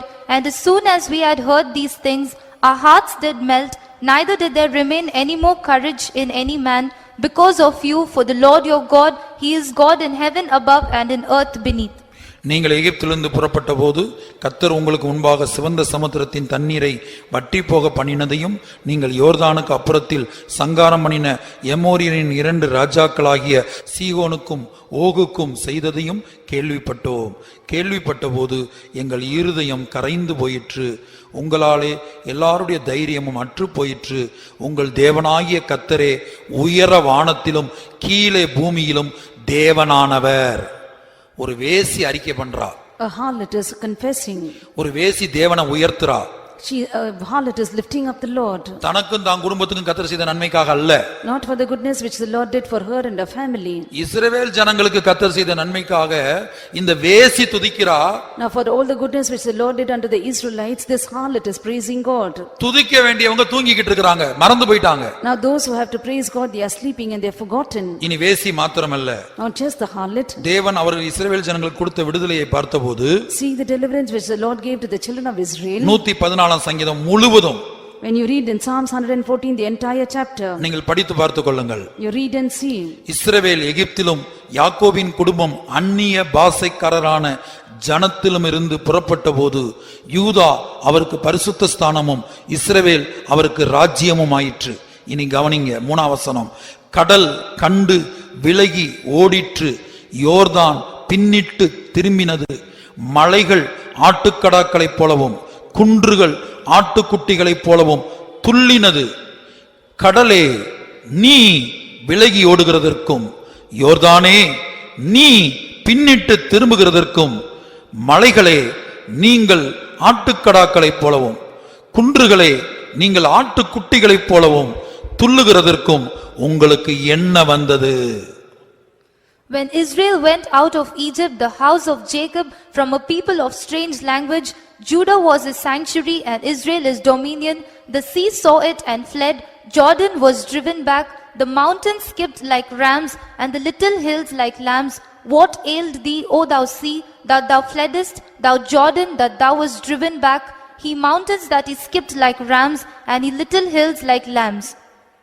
அப்ப இந்த செங்கடல் பிளந்ததும் யோர்தான் திரும்பினதும் ஏன் திரும்பினதுங்கிறத இங்கே ஆவியானவர் விவரிக்கும் போது, when the Red Sea was divided and Jordan went back, when they asked, when the Spirit of the Lord answers, இஸ்ரவேலர் எகிப்திலிருந்து புறப்பட்ட செய்தியை கேட்டபோது, when Israel went out of Egypt, ரட்சிக்கப்பட்ட செய்தியை கேட்டபோது, when they heard about the news of their salvation, கர்த்தர் அவர்களை விடுவித்த செய்தியை கேட்டபோது, when they heard about the news of their deliverance, கடல் கண்டு விலகி ஓடிற்று, the sea saw it and fled, யோர்தான் பின்னிட்டு திரும்பினது, Jordan was driven back. கவனிக்க வேண்டிய 4ஆம் வசனத்தை கவனிங்க. மலைகள், பெரிய பெரிய மலைகள் ஆட்டுக்கடாக்களைப் போலவும் குன்றுகள் ஆட்டுக்குட்டிகளைப் போலவும் துள்ளினதாம். The mountains skipped like rams and the little hills like lambs. அதான் கேட்கிறார், கடலே நீ விலகி ஓடுகிறதற்கும், யோர்தானே நீ பின்னிட்டு திரும்புகிறதற்கும், மலைகளே நீங்கள் ஆட்டுக்கடாக்களைப் போலவும் குன்றுகளே நீங்கள் ஆட்டுக்குட்டிகளைப் போலவும் துள்ளுகிறதற்கும் உங்களுக்கு என்ன வந்தது?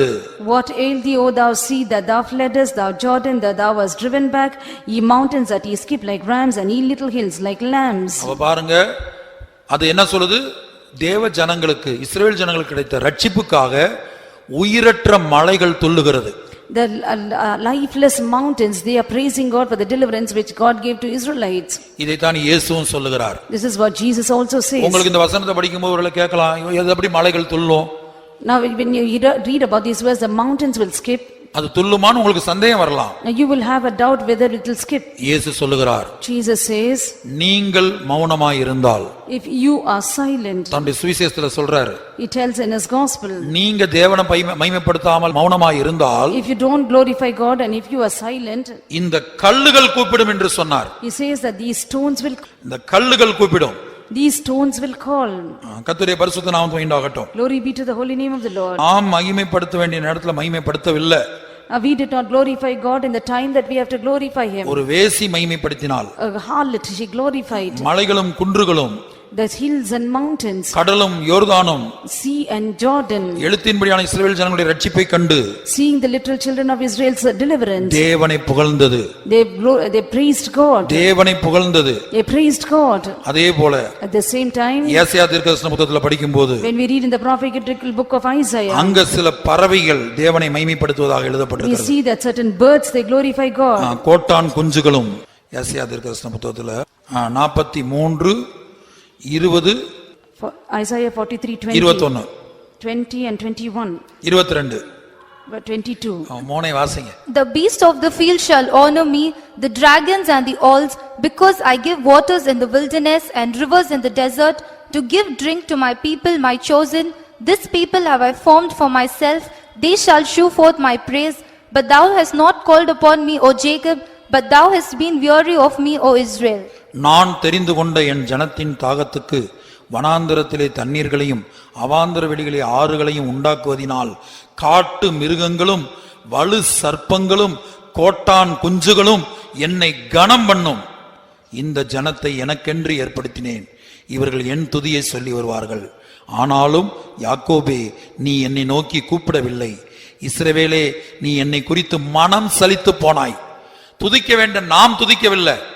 We who have to praise God, we did not praise God. காட்டு மிருகங்கள் துதிக்கிறது, The beasts of the field, it praises God. வலு சர்ப்பங்கள் துதிக்கிறது, The dragons praise God. கோட்டான் குஞ்சுகள் துதிக்கிறது. The owls praise God. சங்கீதத்தில் படித்தபடி மலைகளும் குன்றுகளும் துதிக்கிறது. In Psalms as we read, the mountains and the hills they praise God. கடலும் யோர்தானும் துதிக்கிறது. Sea and Jordan praises God. வேசியின் துதிக்கிறாள். Even the harlot praises God. ஆனா நாம் என்ன செய்து கொண்டிருக்கிறோம்? What are we doing? நாம் எல்லாம் நம்முடைய கண்களை மூடுவோம். Let's all close our eyes. இந்த கொள்ளை நோய் ஏன் வந்தது? Why did this pestilence come? மறுபடியும் ஆபகுக் 3ஆம் அதிகாரத்துக்கு நாம் திரும்பும்போது, When we turn once again to Habakkuk chapter 3, 11-12 வசனங்கள்ல verse 11 and 12, அவர் கோபத்தில் நடக்கிறார். he marches with indignation. இயேசு கோபத்தோடு நடக்கிறார். Jesus is marching with நீர் indignation. கோபத்தோட பூமியில் நடந்தீர். You marched in the land with indignation. இந்த 2020ஆம் வருடத்துல அவர் கோபத்தோடு நடந்தார். In this year 2020, the Lord marched with அதான் indignation. கொள்ளை நோய் That is pestilence. முழு உலகத்துக்கு வந்தது. It came to entire இனி world. 2021ல பூமி அதிர்ச்சி வரலாம். In 2021, there could be earthquakes. பஞ்சங்கள் வரலாம். There could be famines. இன்னும் வேறு சில கொள்ளை நோய்கள் வரலாம். Other different pestilences can come. யுத்தங்களின் செய்தியை கேள்விப்படலாம். We can hear about wars and rumors of wars. ஆனா நாம் என்ன செய்ய வேண்டும்? What should we do? பயப்பட வேண்டாம், Let us not fear, கலங்க வேண்டாம். not be troubled, ஆத்துமாக்களை பொறுமையினால் காத்துக்கொண்டு, possessing our souls in patience, நம்மை கழுவி சுத்திகரித்துக் கொண்டு, making ourselves clean, தினந்தோறும் கல்வாரியண்டை கடந்து வந்து, coming every day to Calvary. 1 யோவான் 1:7 படி According to 1 John 1:7, இயேசுவின் இரத்தத்தினாலும் by the blood of Jesus. யோவான் 17:17 படி John 17:17, தேவனுடைய வசனத்தினாலும் by the word of God. ரோமர் 15:15 Tamil, 15:16 English, Romans 15:15 in Tamil, Romans 15:16 in English. அபிஷேகத்தினாலும் Through the anointing. இந்த 3 பொருள்களால் நம்மை சுத்திகரித்துக் கொண்டே இருக்கும்போது, When we keep sanctifying ourselves with these three நம்மை things, பரிசுத்தப்படுத்திக் கொண்டே இருக்கும்போது, when we keep making ourselves holy. 1 யோவான் 3ஆம் அதிகாரம் 2-3 வசனங்கள்ல 1 John chapter 3 verse 2 and 3, இயேசுவோடு ஒப்பிட்டு பார்த்து, comparing ourselves with our Jesus இருக்கிற வண்ணமாக, as he is, அவருக்கு ஒப்பாக like unto him, மாற வேண்டும் என்று எண்ணி, that we may count ourselves to become like him. அப்படிப்பட்ட நம்பிக்கையோடு With such hope, நாம் நம்மை அவரை போல சுத்திகரித்துக் கொள்ள வேண்டும். we have to purify ourselves as he is. வாசிங்க. Beloved, now are we the sons of God, and it doth not yet appear what we shall be, but we know that when he shall appear, we shall be like him, for we shall see him as he is. And every man that hath this hope in him purifieth himself even as he is pure. பிரியமானவர்களே, இப்பொழுது தேவனுடைய பிள்ளைகளாய் இருக்கிறோம், இனி எவ்விதமாய் இருப்போம் என்று இன்னும் வெளிப்படவில்லை.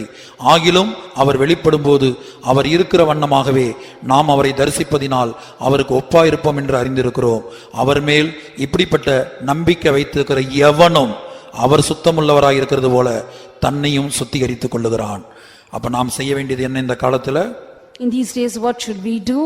நாம் நம்மை சுத்திகரித்துக் கொள்ள வேண்டும். We have to sanctify ourselves. எப்படி சுத்திகரிக்க வேண்டுமாம்? How can we sanctify ourselves? அவர் இருக்கிற வண்ணமாக, As he is, அவருக்கு ஒப்பாக, like unto him, அவரை பார்த்து பார்த்து, seeing and seeing him, அவர் சுத்தமுள்ளவராய் இருக்கிறது போல as he is pure, நாம் நம்மை சுத்திகரித்துக் கொண்டால், that if we purify ourselves, நாம் நம்மை பரிசுத்தமாக்கி கொண்டால், if we make ourselves holy, அப்போது ஆபகுக்கு 3:12 எழுதப்பட்டபடி, as it is written in Habakkuk 3:12, உமது ஜனத்தின் ரட்சிப்புக்காகவும், for the salvation of thy people, நீர் அபிஷேகம் பண்ணுவித்தவனின் ரட்சிப்புக்காகவும், for the salvation of thine anointed, அப்படிப்பட்டவனுடைய ரட்சிப்புக்காகவுமே நீர் புறப்பட்டீர் என்கிற வார்த்தை நிறைவேறும். there is a word which says that you proceeded for their salvation. For அபிஷேகம் பண்ணப்பட்ட நம்முடைய ரட்சிப்புக்காகவும் அல்லது நம்மை வருகையில் சேர்த்துக் கொள்வதற்காகவும் இயேசு மத்திய ஆகாயத்திலே புறப்பட்டு மத்திய ஆகாயத்துக்கு வருவார். Jesus will come to the mid-air to gather them, to give a salvation to the people of God, the ones that are anointed, his church. பரலோகத்திலிருந்து புறப்பட்ட இயேசு மத்திய ஆகாயத்துக்கு வந்து சேருவார். Jesus who proceeded from heaven, he will come to the mid-air. நம்மை சேர்க்கும்படியாய் வருவார். He comes to gather us. அவர் வரும்போது When he comes, அவர் இருக்கிற வண்ணமாகவே, as he is, அவருக்கு ஒப்பாகவே like him, நாம் மாறி இருக்க வேண்டும். we should have been transformed, அப்படி மாறும்படியாக that we may be transformed, ஒவ்வொரு நாள் அவரை நோக்கி பார்த்து, every day looking unto அவருடைய him, பரிசுத்த இரத்தத்தினாலும் with his precious blood, அவருடைய பரிசுத்த வசனத்தினாலும் with his holy word, பரிசுத்தாவின் அபிஷேகத்தினாலும் with the anointing of the Holy Spirit, நாம் நம்மை சுத்திகரித்து sanctifying பரிசுத்தமாக்கி ourselves, making us holy, தோற்றத்திலும் சுபாவத்திலும் அவரைப் போல மாறி in character and in attitude, that we may be like unto him. அவரை சந்திக்க ஆயத்தப்படுவோம். Let us be prepared to meet him. இப்படி சபை எடுத்துக்கொள்ளப்பட்ட உடனேயே Once the church is caught up, அடுத்து பெரிய 3ஆம் உலகமாக இந்த உலகத்தில் நடக்கும். next there will be a great third world war. அடுத்து பெரிய பஞ்சம் உண்டாகும். After that there will be great famine. அதான் வெளிப்படுத்தல் 6ஆம் அதிகாரத்துல கருப்பு குதிரையின் மேல் ஏறி இருந்தவன் ஒரு தராசை பிடித்திருந்தான். That is what we read in Revelation chapter 6. The one that is sat on a black horse, he had a balance in his hand. அடுத்து அந்திகிறிஸ்துடைய ஆட்சி. Nextly is the reign of Antichrist. மகா உபத்திர காலத்திலே நட்சத்திரங்கள் வானத்திலிருந்து விழும். In the great tribulation period, stars will fall down. சூரியன் அந்தகாரப்படும். Sun will be darkened. சந்திரன் ஒளியக்கூடாது இருக்கும்.